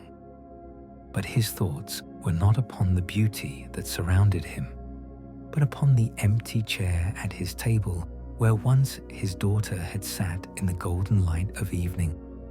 The time of hiding was over. The time of open war was at hand.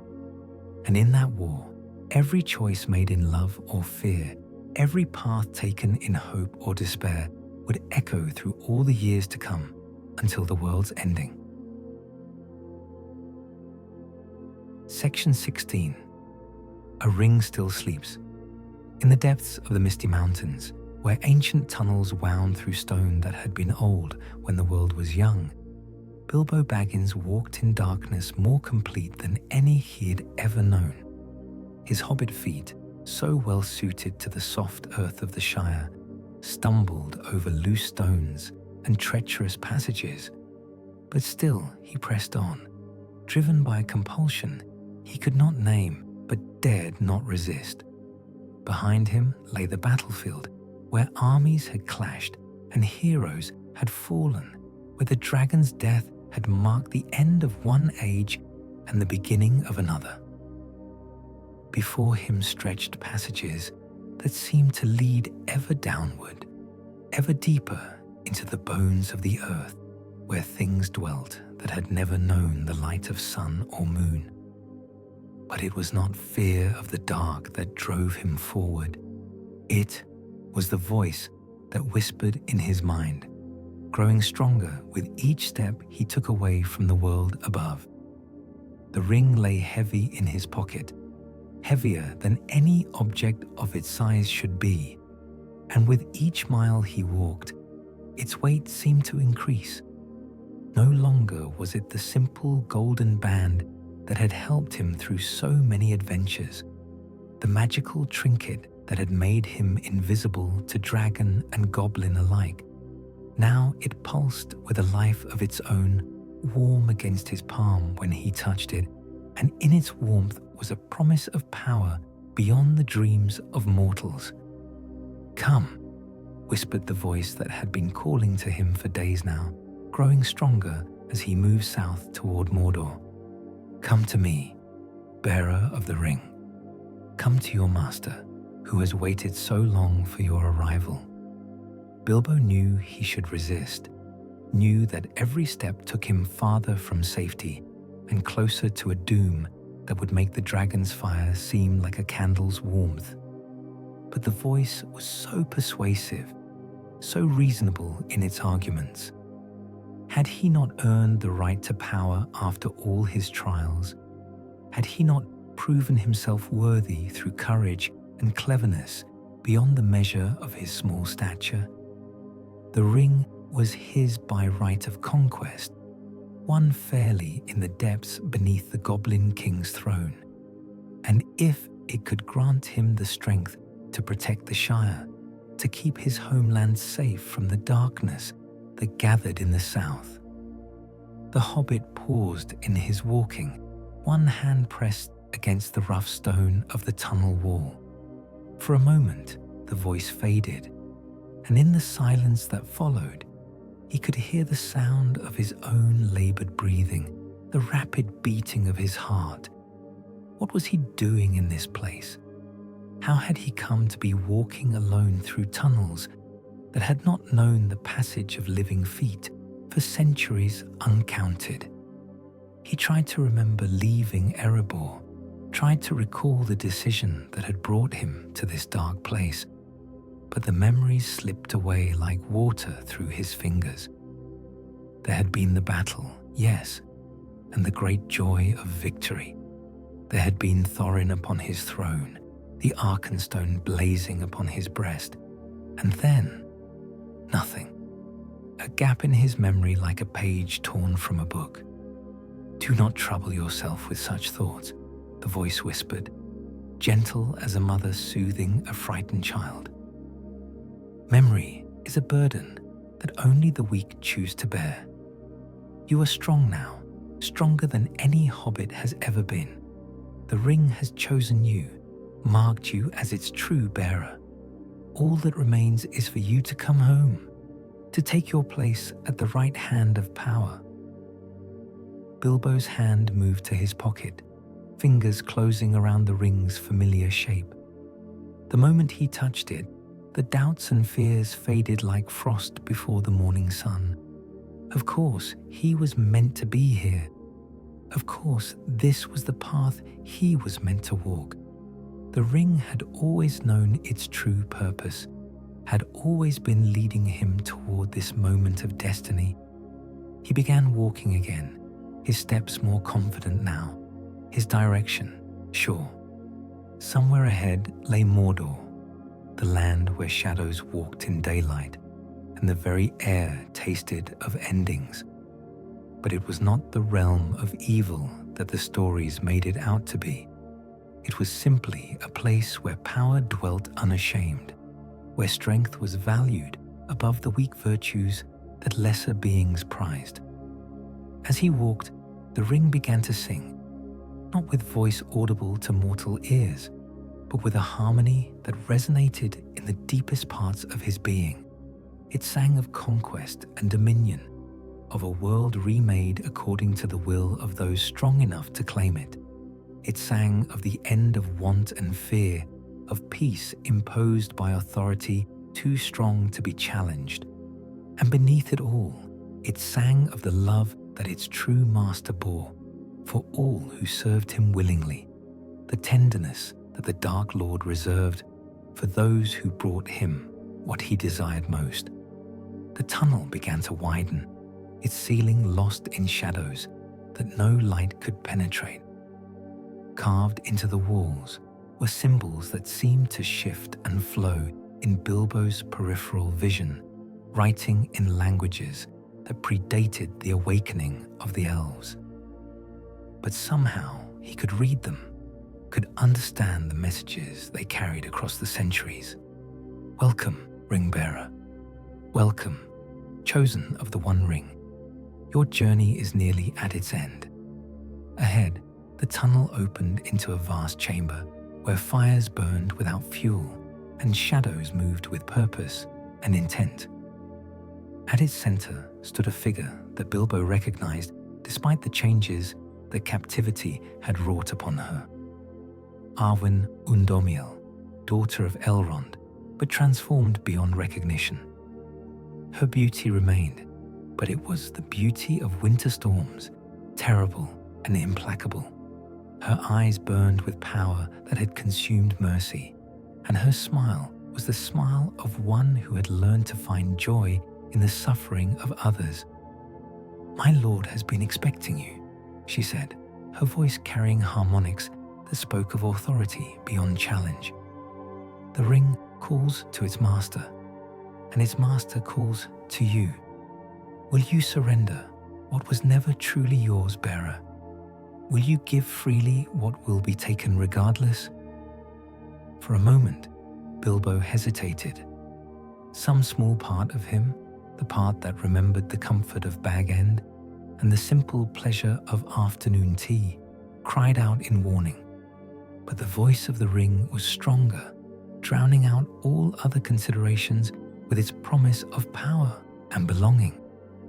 "Yes," he heard himself say, though he could not remember forming the words. "Yes, I will give it freely."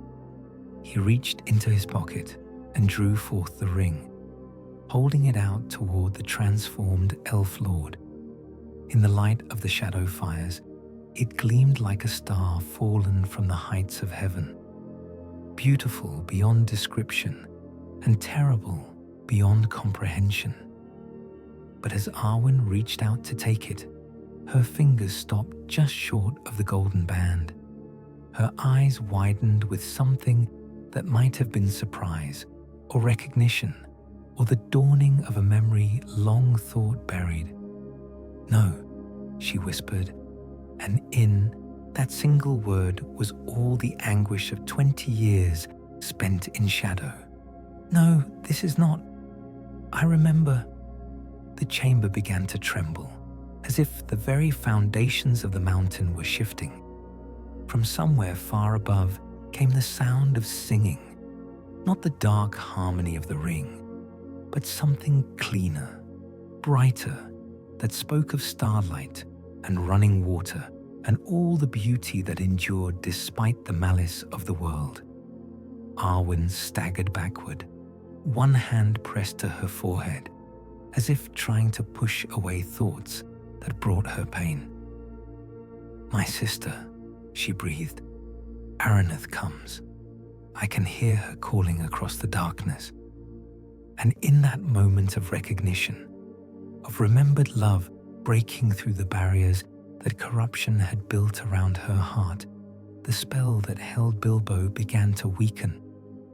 The ring fell from his fingers, rolling across the stone floor with a sound like thunder in the depths, but it did not lie there long.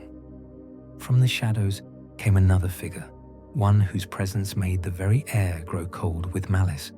The necromancer had come at last to claim his prize, and his patience with willing servants was at an end. Section 17. The enemy withdraws. The assault on Dol Guldur came at the dark hour before dawn, when the boundary between night and day grows thin, and the power of shadow wavers like a candle flame in the wind. From the north came Galadriel, her light blazing forth like the radiance of Eärendil's star, driving back the darkness that had clung to the fortress for so many years. From the east rode Elrond, his banner bearing the star of Gilgalad, and with him came a host of the Noldor, whose blades had been forged in the fires of Valinor. From the south advanced Círdan the shipwright, eldest of all who dwelt in Middle-earth, his presence alone enough to make the very stones of the tower weep for the light they had lost. But it was from the west that the greatest peril came, for there approached Saruman the White, chief of the Istari, his power focused to a single point of blazing radiance that could have challenged the Balrogs themselves. The White Council had come in force at last, and before their combined might, even the necromancer's stronghold could not stand. The battle raged through chambers that had not seen clean light for 1,000 years. Shadow wraiths dissolved before the touch of elven blades, and fell spirits fled shrieking back to whatever void had spawned them. The very walls began to crumble as the accumulated malice of centuries was purged by powers that remembered the music of creation. In the highest tower, where she who had once been Arwen Undomiel held court among the shadows, another battle was fought, not with sword and spell, but with words that carried the weight of love and memory. Araneth had come at last to her sister, had walked through fire and darkness to reach this place of ultimate corruption. Now she knelt beside the throne of shadow, her hand outstretched toward the transformed figure of her lost sibling. "I remember you," Araneth said, her voice cutting through the chaos of battle like a blade of pure light. "I remember the sister who sang to me when nightmares came, who walked with me in the gardens of Rivendell when the Eleanor bloomed. I remember the maiden who wept for every sparrow that fell, who could not bear to see suffering in any living thing." The Queen of the Dead looked down at her with eyes that burned like coals in a forge, but there was something in that gaze that had not been there before, a flicker of uncertainty, a shadow of the woman she had once been. "That maiden was weak," she said, but her voice lacked the conviction it had held before. "She saw the world's pain and could do nothing to heal it. I have become stronger." "You have become lost," Araneth replied. "You have traded your heart for power, your soul for dominion. But it is not too late. Even now, even after all the years of darkness, the path home remains open.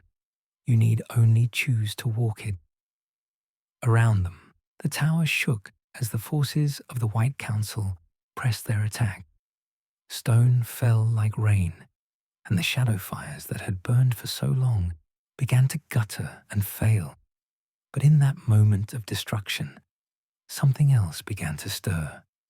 The ember of love that no corruption could entirely extinguish. The memory of light that endured even in the deepest darkness. "The ring," the queen whispered, her gaze turning to where the golden band lay upon the floor, forgotten in the chaos of revelation. "He will come for it. My master will come, and his wrath will be terrible beyond imagining." Even as she spoke, the air in the chamber began to thicken with a malice so profound that it seemed to have weight and substance. From the shadows stepped a figure that hurt to look upon directly, tall and terrible, clad in black armor that seemed to drink in the light itself. The necromancer had revealed himself at last, and in his presence, even the White Council's assault seemed suddenly insignificant. "My queen," Sauron said, and his voice was honey poured over steel, sweet and deadly in equal measure. "You have served me well, but your usefulness draws to an end. The ring is mine by right, and I have no further need of servants who remember their former loyalties." He reached toward the golden band that lay upon the stones, but before his fingers could close upon it, light blazed forth from the chamber's entrance. Gandalf stood there, his staff raised high, white fire streaming from its crystal head. Behind him came the other members of the White Council, their combined power focused to a single purpose. "Sauron!" Gandalf's voice rang out like a clarion call. "Your time of hiding is ended. Face now the judgment of those who remember the light of the undying lands." The Dark Lord turned from the ring, his attention fixed upon this new threat. For a moment, the chamber was filled with a tension that seemed to bend the very air, as if the world itself held its breath. Then Sauron laughed, a sound like the breaking of mountains. "Mithrandir the Grey, still you play the part of hope-bringer. Still you believe that light must triumph over darkness. But this is no longer the world of the elder days. This is the age of iron and shadow, and I am its master." The battle that followed was not fought with sword and shield, but with powers that had their root in the music of creation itself. Light clashed with darkness, will strained against will, and the very foundations of Dol Guldur groaned beneath the weight of forces that should never have been unleashed in the mortal world. But even as the struggle raged, Sauron's attention was divided. The ring called to him from where it lay, its voice a constant whisper in the depths of his being. Yet he could not reach it while the White Council pressed their attack, could not claim his prize while maintaining his defenses against their combined assault. In that moment of distraction, Araneth acted. She dove for the ring, her fingers closing around the golden band, even as its touch sent fire racing through her veins. The power within it was vast, terrible, seductive. She could feel it offering her dominion over all the world, promising her the strength to heal every wound, to right every wrong. But she had seen what such promises led to. She had seen her sister transformed into a creature of shadow and malice. With a cry that seemed to come from the very depths of her soul, she hurled the ring into the shadow fires that still burned at the chamber's heart. The effect was immediate and catastrophic. The flames roared higher, fed by the ring's power, and their light was no longer the cold radiance of shadow, but something brighter, cleaner. Sauron screamed, a sound of such anguish and rage that the stones of the tower cracked, and his form began to waver like smoke in a strong wind. "This is not possible," he snarled, his attention torn between the fires and the council that pressed their attack. "The ring cannot be destroyed by any fire save that of Mount Doom itself. Not destroyed, Gandalf replied, his voice carrying the weight of ancient wisdom, but hidden, lost once more in the depths of the earth, beyond your reach or mine. The Dark Lord's form solidified once more, his will focused to diamond hardness. But the moment had passed. The ring was gone, consumed by fires that even his power could not penetrate. With a gesture, he summoned his remaining servants, the shadows that had not yet been purged by the council's light. "This victory is temporary," he said, his voice carrying across the chamber like the toll of funeral bells. "I will find another way, another path to dominion. The ring will call to me across any distance, through any barrier. And when next we meet, Mithrandir, you will find me far stronger than I am today." The shadows gathered around him like a living cloak, and with a sound like the wings of great birds, he was gone. The necromancer had withdrawn from Dol Guldur, but his escape was victory of a sort, for he lived still, and his malice had not been diminished. In the sudden silence that followed, Araneth looked up to see her sister staring at the flames where the ring had vanished. The Queen of the Dead no longer seemed terrible and implacable. She seemed lost, broken, like a child awakening from a nightmare too terrible to comprehend. "It is done," Arwen whispered. "The spell is broken. I remember... Oh, Vala, forgive me. I remember everything." She fell to her knees, and when Araneth caught her, she felt not the cold touch of shadow, but the warmth of living flesh. The corruption was lifting, slowly but surely, like frost melting beneath the spring sun. But even as they embraced, both sisters knew that the victory was incomplete. Sauron lived, and his power remained vast. The ring was hidden, but not destroyed, and its call would echo through the years until another bearer was found. The war for Middle-earth had not ended, it had only begun. Section 18. Hope in Ashes. 10 years had passed since the cleansing of Dol Guldur, and the world had settled into an uneasy peace that those who were wise knew could not last.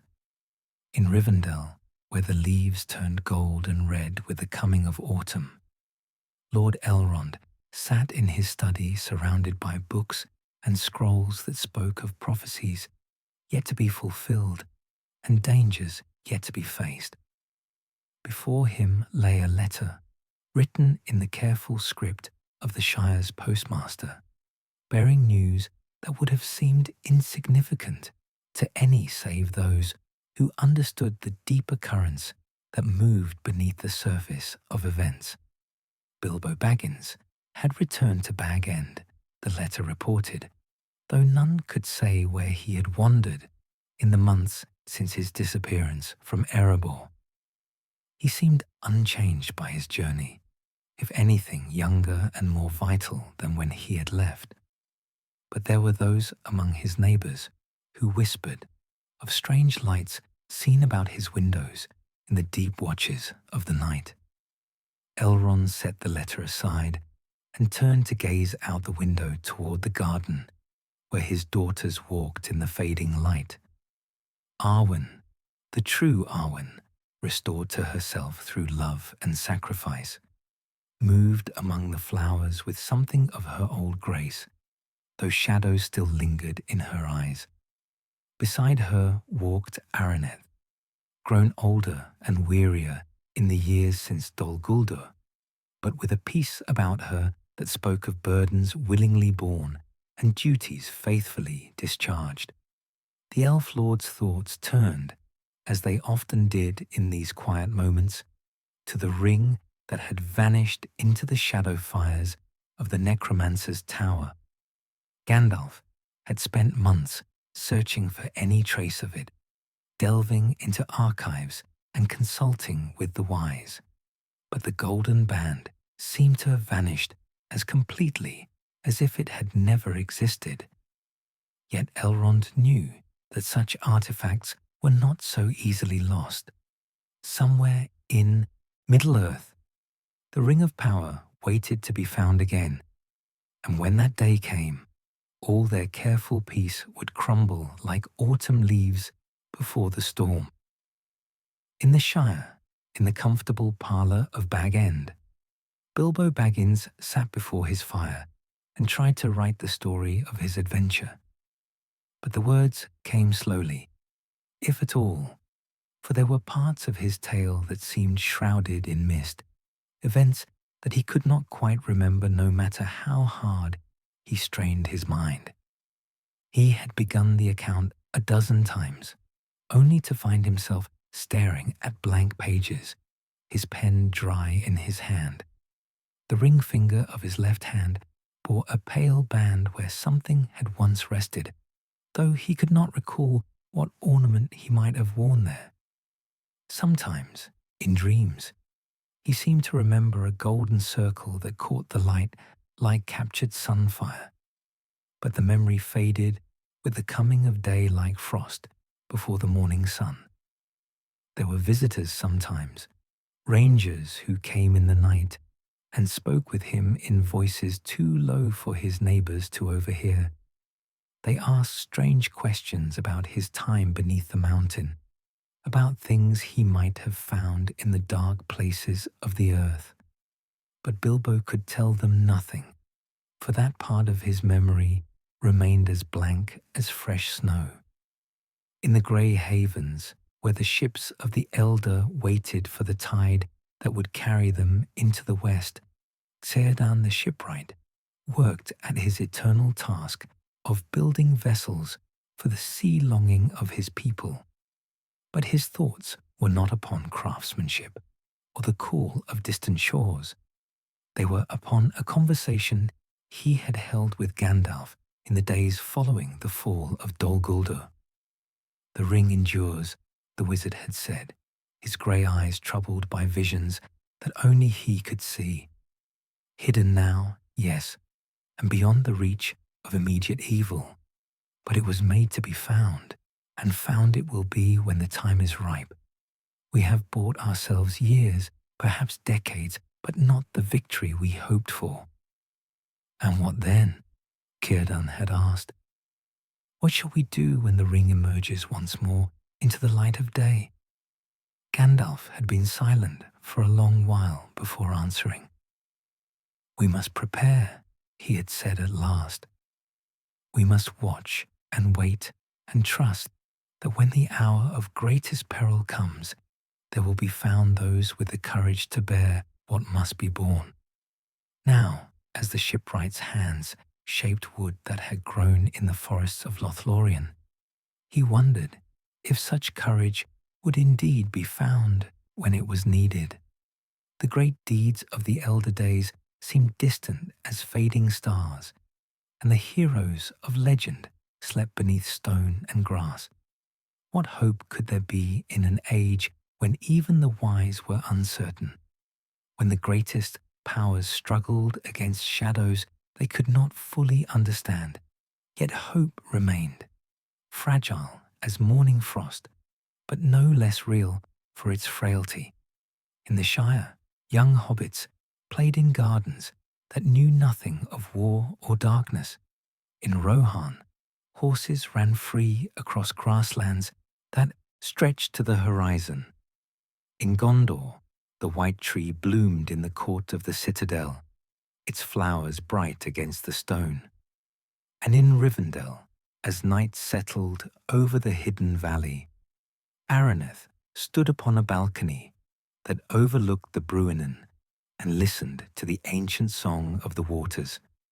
Beside her, Arwen hummed a melody that their father had taught them in the days of their youth, a song of the undying lands, of light that endured beyond the ending of all mortal things. Do you think he will return? Arwen asked, her voice barely above a whisper. Do you think Sauron will find another path to power? Yes, Araneth replied, for there was no kindness in false comfort. He will return, and when he does, the final test will come. All our hopes, all our fears, all our preparations will be weighed in the balance. And will we be ready?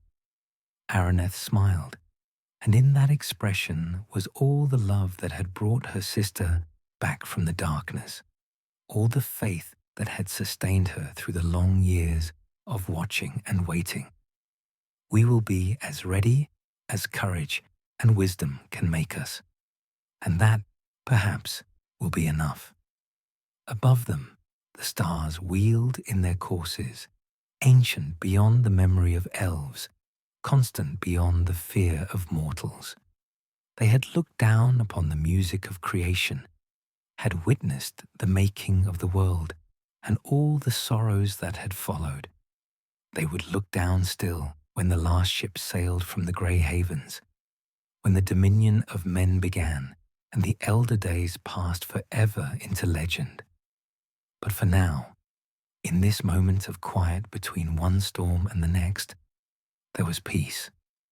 There was love freely given and hope carefully tended. There was the sound of water over stone and the whisper of wind through leaves that had known the light of both sun and moon.